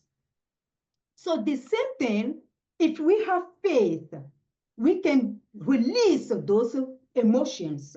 And so we can keep on moving in life. So that's what I have to add to the conversation. I love it. Thank you so much. Yes, it's true. And setting that intention, having faith, permission to want something, permission to dream, to claim the purpose that is in our hearts, and to take the steps to do that, and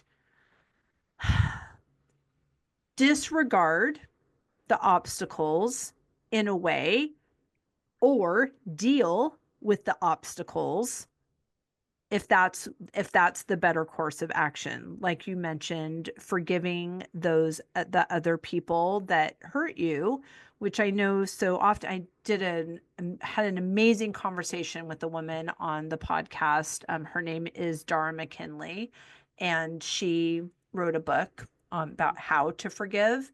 And her definition was so beautiful. It's calling in, I bless this situation with divine love.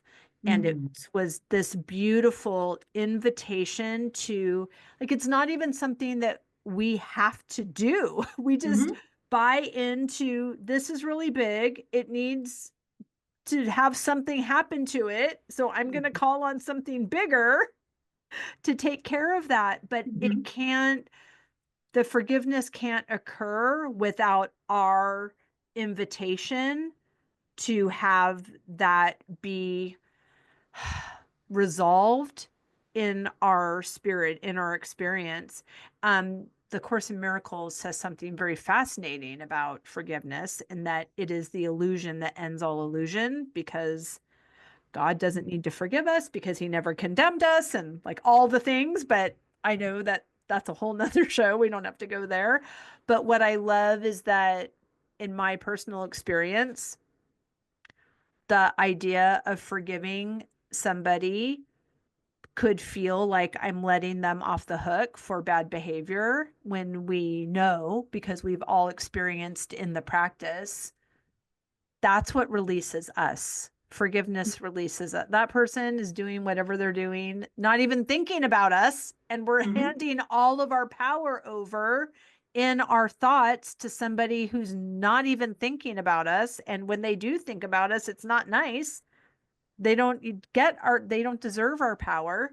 So it's again this concept that Valerie spoke so beautifully to earlier today, in this softness as strength. And that when we are claiming our agency, claiming our own power, it's not to oppress somebody else. It's just to embolden us to get back on track with our own trajectory, the women that we're becoming. It's not to hurt anybody else. It's everybody wins in this scenario. And it's not even to say, look at me, look at me. It's come with me. I've done this. You can do this too. You can experience this level of freedom. You can have a mantra that says, I'm only available for what delights me. All of this is available to you and you and you and you and everybody. Exactly. That's I right. think, and also I think that the forgiveness piece of the thing is that when we let go, we are actually, I'm going to use the word permission. Yes. We are actually giving God permission to take care of the case.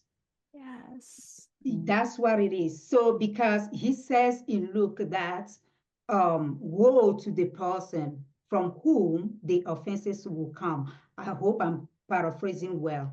So that means, to me, that means that, okay, leave it up to me. I'm going to deal with that. You see? So it's very good for, that's why he asked us to forgive. So we releases ourselves.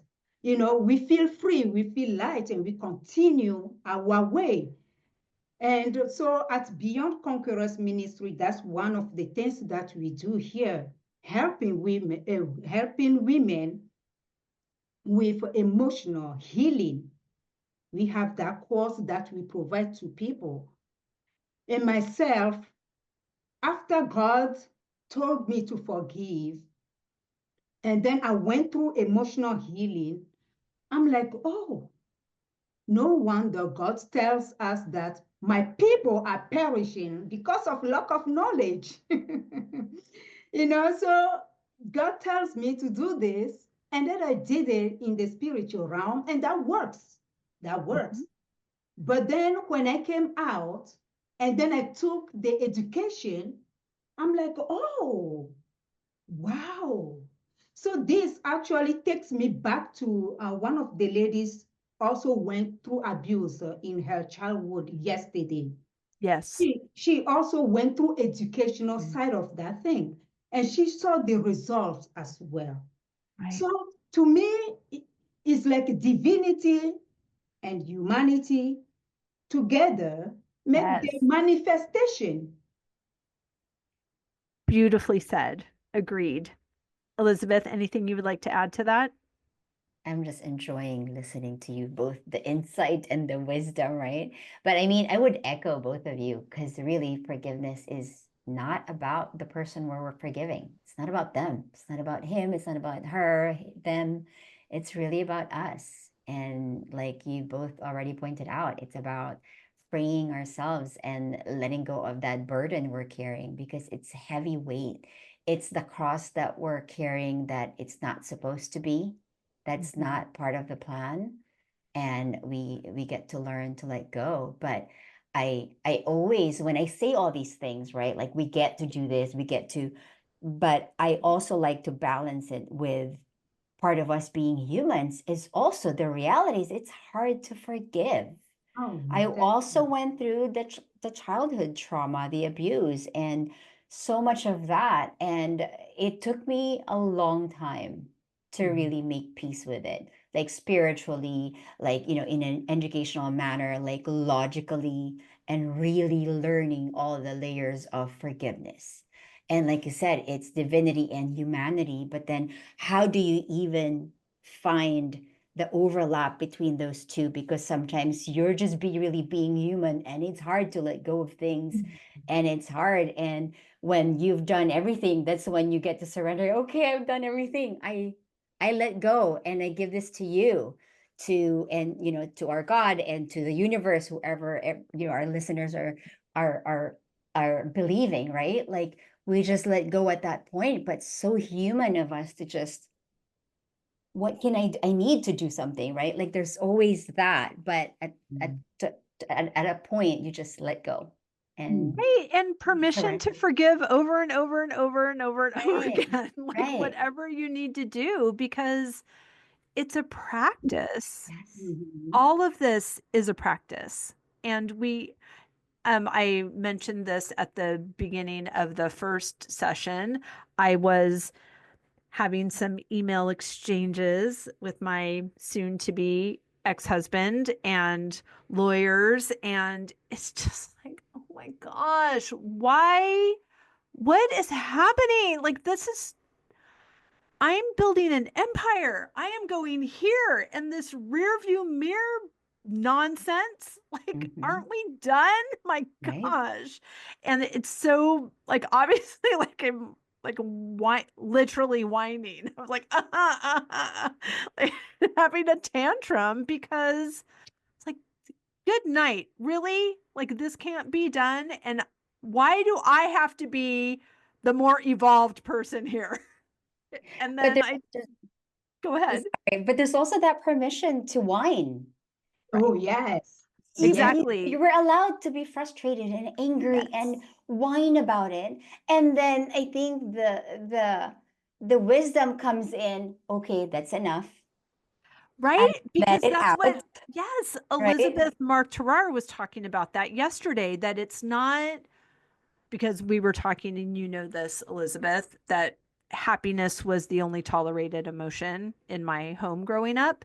And Mm, so rage, that is not not allowed. allowed. But Elizabeth Tarara was helping me process rage, and she gave me some ideas of how I could dip my toe in, and I was a quick study. Like, it actually felt really good, because I was under the impression that being angry like that mad, like super mad, saying words out loud, not to a person, but I did rage walking by the Yeah. pond. It was very cool. But I thought it was a dip, because, on the emotional scale, happy is up here and rage is Mhm. way down here. But what I realized in that practice was I wasn't going from happy down to rage. I was going from powerlessness, that I called Mm, happy because it made me feel better about being powerless. Rage is actually up the scale. And yeah. so holding space for ourselves to have these uncomfortable feelings, giving words or safe, healthy, reasonable action. Like, for me, Mhm. I was rage walking on what is now my property, and no one could hear what I was saying, but I was saying it. And we know what we get out of our body cannot make us sick. So I obviously didn't want to say it to him or to his lawyer, because now I'm getting in trouble. But it just was a good practice to get that out of my body. And what she was talking about was, when you are allowing yourself to feel these feelings, they run their course. Like, Right. it's only, you can only hold the resonance of that much mad for only so long. What makes it unhealthy and create dis-ease in our body and make it last for years and years and years is the suppressing of it. Exactly. It's the not Mm. letting ourselves Exactly. feel, right? I read the And book, The Body Keeps the Score, right? The traumas are trapped in our bodies. And so, like you, the rage walking, I did an advanced workshop with Emily Fletcher. So she ooh, was yep. like my first Ziva meditation teacher. And then I did another workshop of hers, and it was about like really releasing so much out of your body. So we did a lot of rage dancing. Cool. And she had a playlist of like the drumming, just drums. And when you hear the drums, you go and then you're just letting go. And I found myself like, and of course I would make sure my husband is not home, and I'm dancing and I'm just letting it out and I'm sobbing and I'm crying.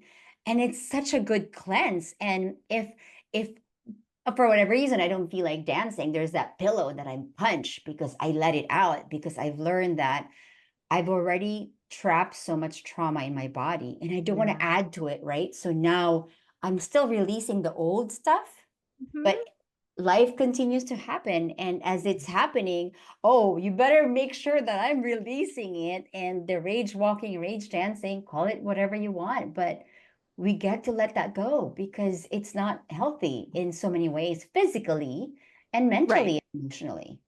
Right. And I love, I mean, that sounds so cool. It gives me chills to think of rage dancing. And if I can turn that into also silent disco and like, I'll add that to my list of offerings. Like, let's go Absolutely. do that in the Search field. for drumming, drum dancing Right? and drumming. And I put my headphones on, exactly Yeah. that. And I put it loud so I could feel the beat of the drums.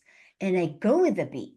Right. And And it's not such hear a me great say the way. words that feel like I'm not allowed to be saying. So if I can't hear Right. myself saying them Yeah. because the drums are, that might be better. Yeah. It's so fascinating because even in that frustration and then asking myself, you know, in like I'm talking, like, why do I have to be the bigger person like all the time? This is lame.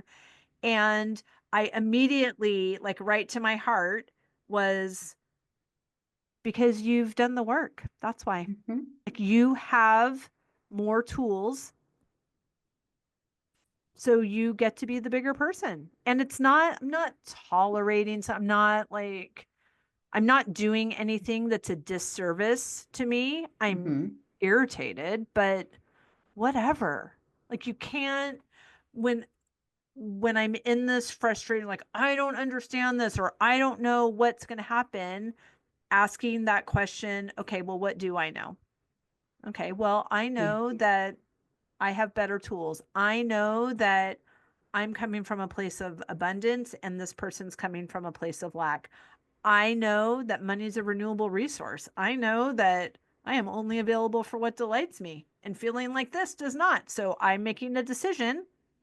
The woman I'm becoming says, bring it. What, you want me to sign a check? You want me to pay you alimony? Like, what nonsense is it? That's not happening. But like, it's just, you can't, there's that beautiful gospel song that, you know, like, the world didn't give me my peace, the world can't take it away. It's like, nobody can take anything from me because they've given me nothing.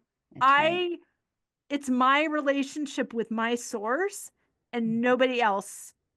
They can say what they want, they can do what they want, they can whatever they're doing.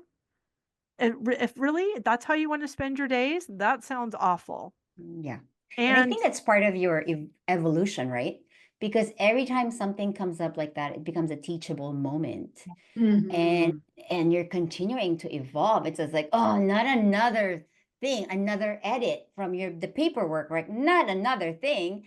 And then you catch yourself like, okay. It becomes another moment that you get to learn and you get to rise above. Yep. The evolution Thank you for that. continues. Yes. And it's true. Because, and I'm that weirdo that is now obsessed with this personal development. Like, ooh, that's a growth edge. That's a little shadowy. Let's get a flashlight in there. Like, right? what's going on? Because I want to clean this up because this hot air balloon is ready to go. And I'm just throwing sandbags as soon as I find them. I'm rising. Yeah. And the lesson is in service, but the drama is not in service. So I would like to have the experience, implement the tools, and go higher. That's right. Yeah. Yeah. You 100%. will always go higher. You will always go higher. Right And back at you, also, Queen. yes. So, and also I wanted to add to what Please.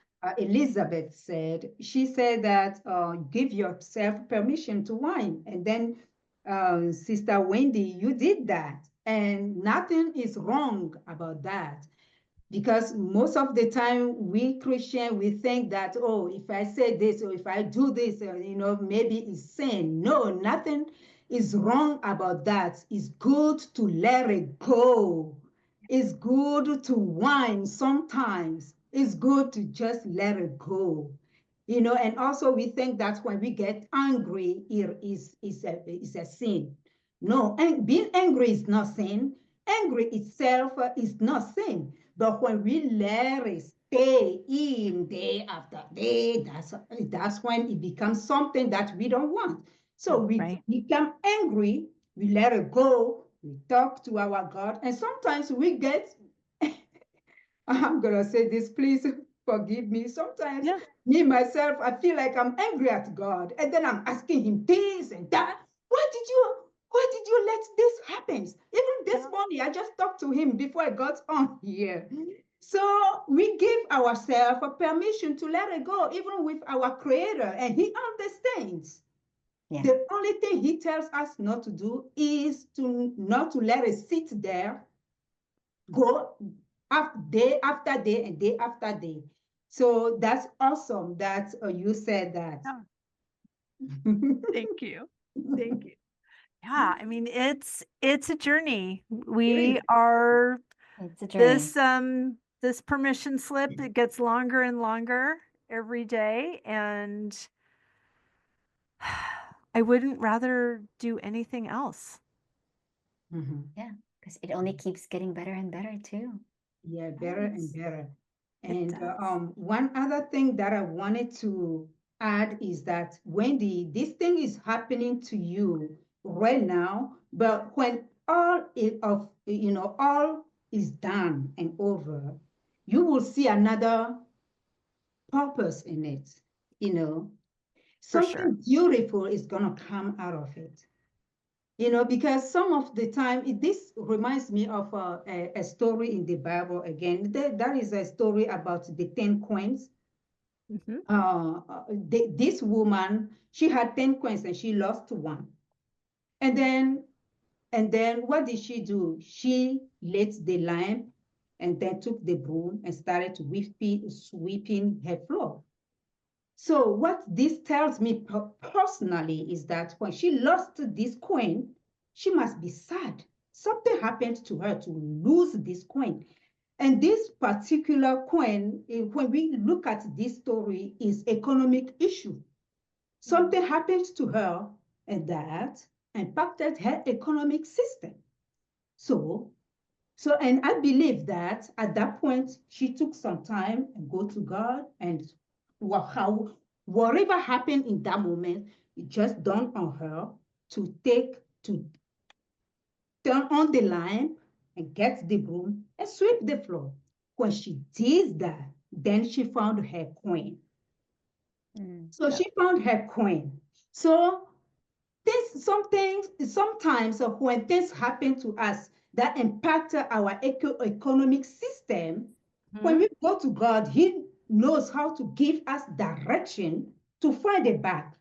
And then that brings me to something that we call restoration. When God is about to restore you, He does it more than before. Right. What you had before, He's going to bless you more than what you had before. And because He sees all the suffering, all the things that happened to you, all the issues that you had throughout, and you held on to Him throughout. And so, because of that, if He's going to bless you, restore, He restores more than what you had before. And so, my sister, I'm going to encourage you, don't be afraid, just have your peace. God has your back. And anyone else who is listening to us, No matter what you have gone through, is it divorce, is it separation, is it financial disruption, financial problem, you lost your job, whatever it is that you went through, my only my only word that I'm going to give you today is stay with the Lord. You can be angry. You can tell him, Father, why are you? Because he's your father. He's your father. You can tell him, but stay with him. And then pay attention to what he's showing you during that time. Because a time will come that things are going to shift again to your favor. So that's what I need to add to that. Thank you. Yes, we know nothing is happening to us. It's happening for us.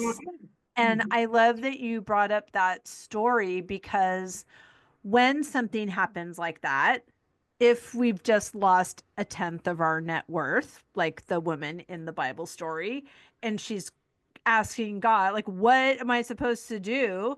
And he says, clean the house. And you're like, excuse me, did you not get the memo of what I just said happened? And I need to win the lottery, not get a broom.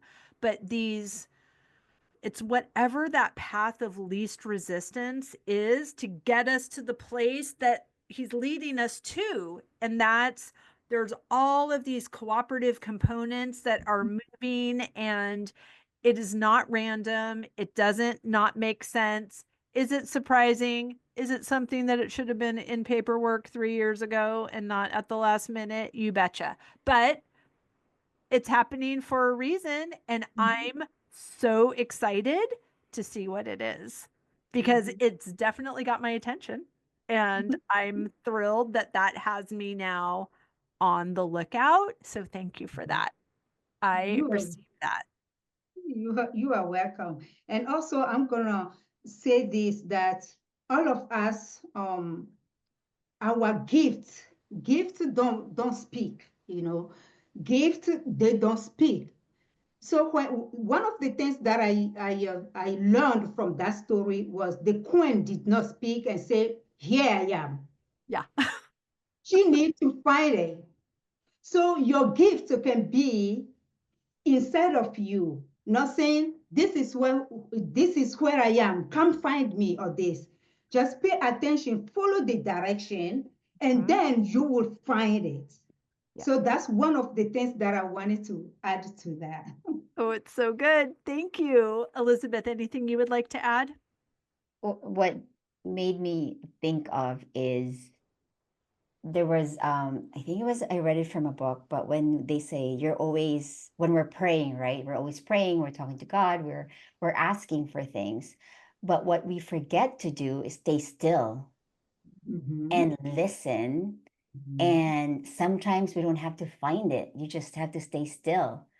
And it will come to you, because we're so busy asking, we're so busy doing, and we don't really get to listen. And sometimes when you stay still and you sit in silence, and that's when God's already giving you all the answers, or the answers to your prayers, but we're not listening. We're too busy. And so quieting your mind. For me, it's a meditation practice. Exactly.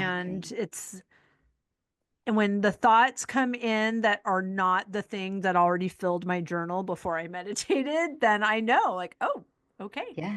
That did not come out of the blue, That's right. out of the vortex. So yeah, I'm here for it. It's so good. And it's exactly where the idea for these summits came. So I'm so delighted. This has been phenomenal. I love you so much. I so treasure and appreciate your presence, the preparation that you've done over the past decades to bring the beautiful pearls of wisdom that you brought to this conversation. I'm so grateful. Thank you for being here. Please tell everyone where they can find and follow you, anything in closing that you want to say. The floor is yours. Claudine, will you start, please? Yes. So everything that happened, you just said that things that happen to us, they actually happen for us. So for me, in the Beyond Conquerors ministry, the way I found this ministry is through all the things I went through in life. And now we have a Strength Finder course to help you, to help us find our strength so we can focus on our God-given talent. For that way, we don't waste the time to go left or right. We stay on course. So if you, our listeners, want to know what their talents are, what their talent is, they can contact me at Claudine at beyondconquerors.org. And also we offer emotional healing. They can also contact me there. And also my sister Wendy, she has all the links that you can use to find me on social media. And if you want to donate, go ahead and donate, because we provide food for 50 families every Friday. Wow. Ever since we have Amazing. started Beyond Conquerors, we have provided 9,000 meals to the people. And we need your support to keep on doing this. And thank you so much for tuning in. Thank you so much for listening to our conversation today. Thank you, Claudine. That's beautiful. And you're right. I'll send an email that has all the links for everybody's everything. Elizabeth. Thank you again. Oh my gosh. It's been an amazing conversation. This is really just so impactful in so many ways, and it's great having this conversation with you, Claudine, as well. So thank you, Wendy, again for having us here. So everyone listening to this, I have a website, bychanceavenue.com. Again, the links will be provided. I am also on social media, by Chance Avenue, and then also Link of Hearts, which is the one that raises awareness for mental health. And I actually will be having, so Wendy will provide this link. I don't have the link right now, but I am having us on an online summit. It's more of a fireside chat on May 2nd. And if you'd like to join us, it's a conversation around, before Mother's Day, which is a sensitive time for women who are childless by chance, not by choice. So we'd love to just come together, and it would be like just a gathering of strength and story, and redefining what May means to us. Because when you think of May, Mother's Day is such a big day, right? Rightfully so. But there is something to be said about those who wanted to be mothers, and we didn't get to, we didn't have the chance. So we'll have that gathering on May 2nd at 2:00 West Coast time. And I will leave with this, like, as I started this conversation, I am someone who has really gone through a lot of struggles from, the child abuse and all of that.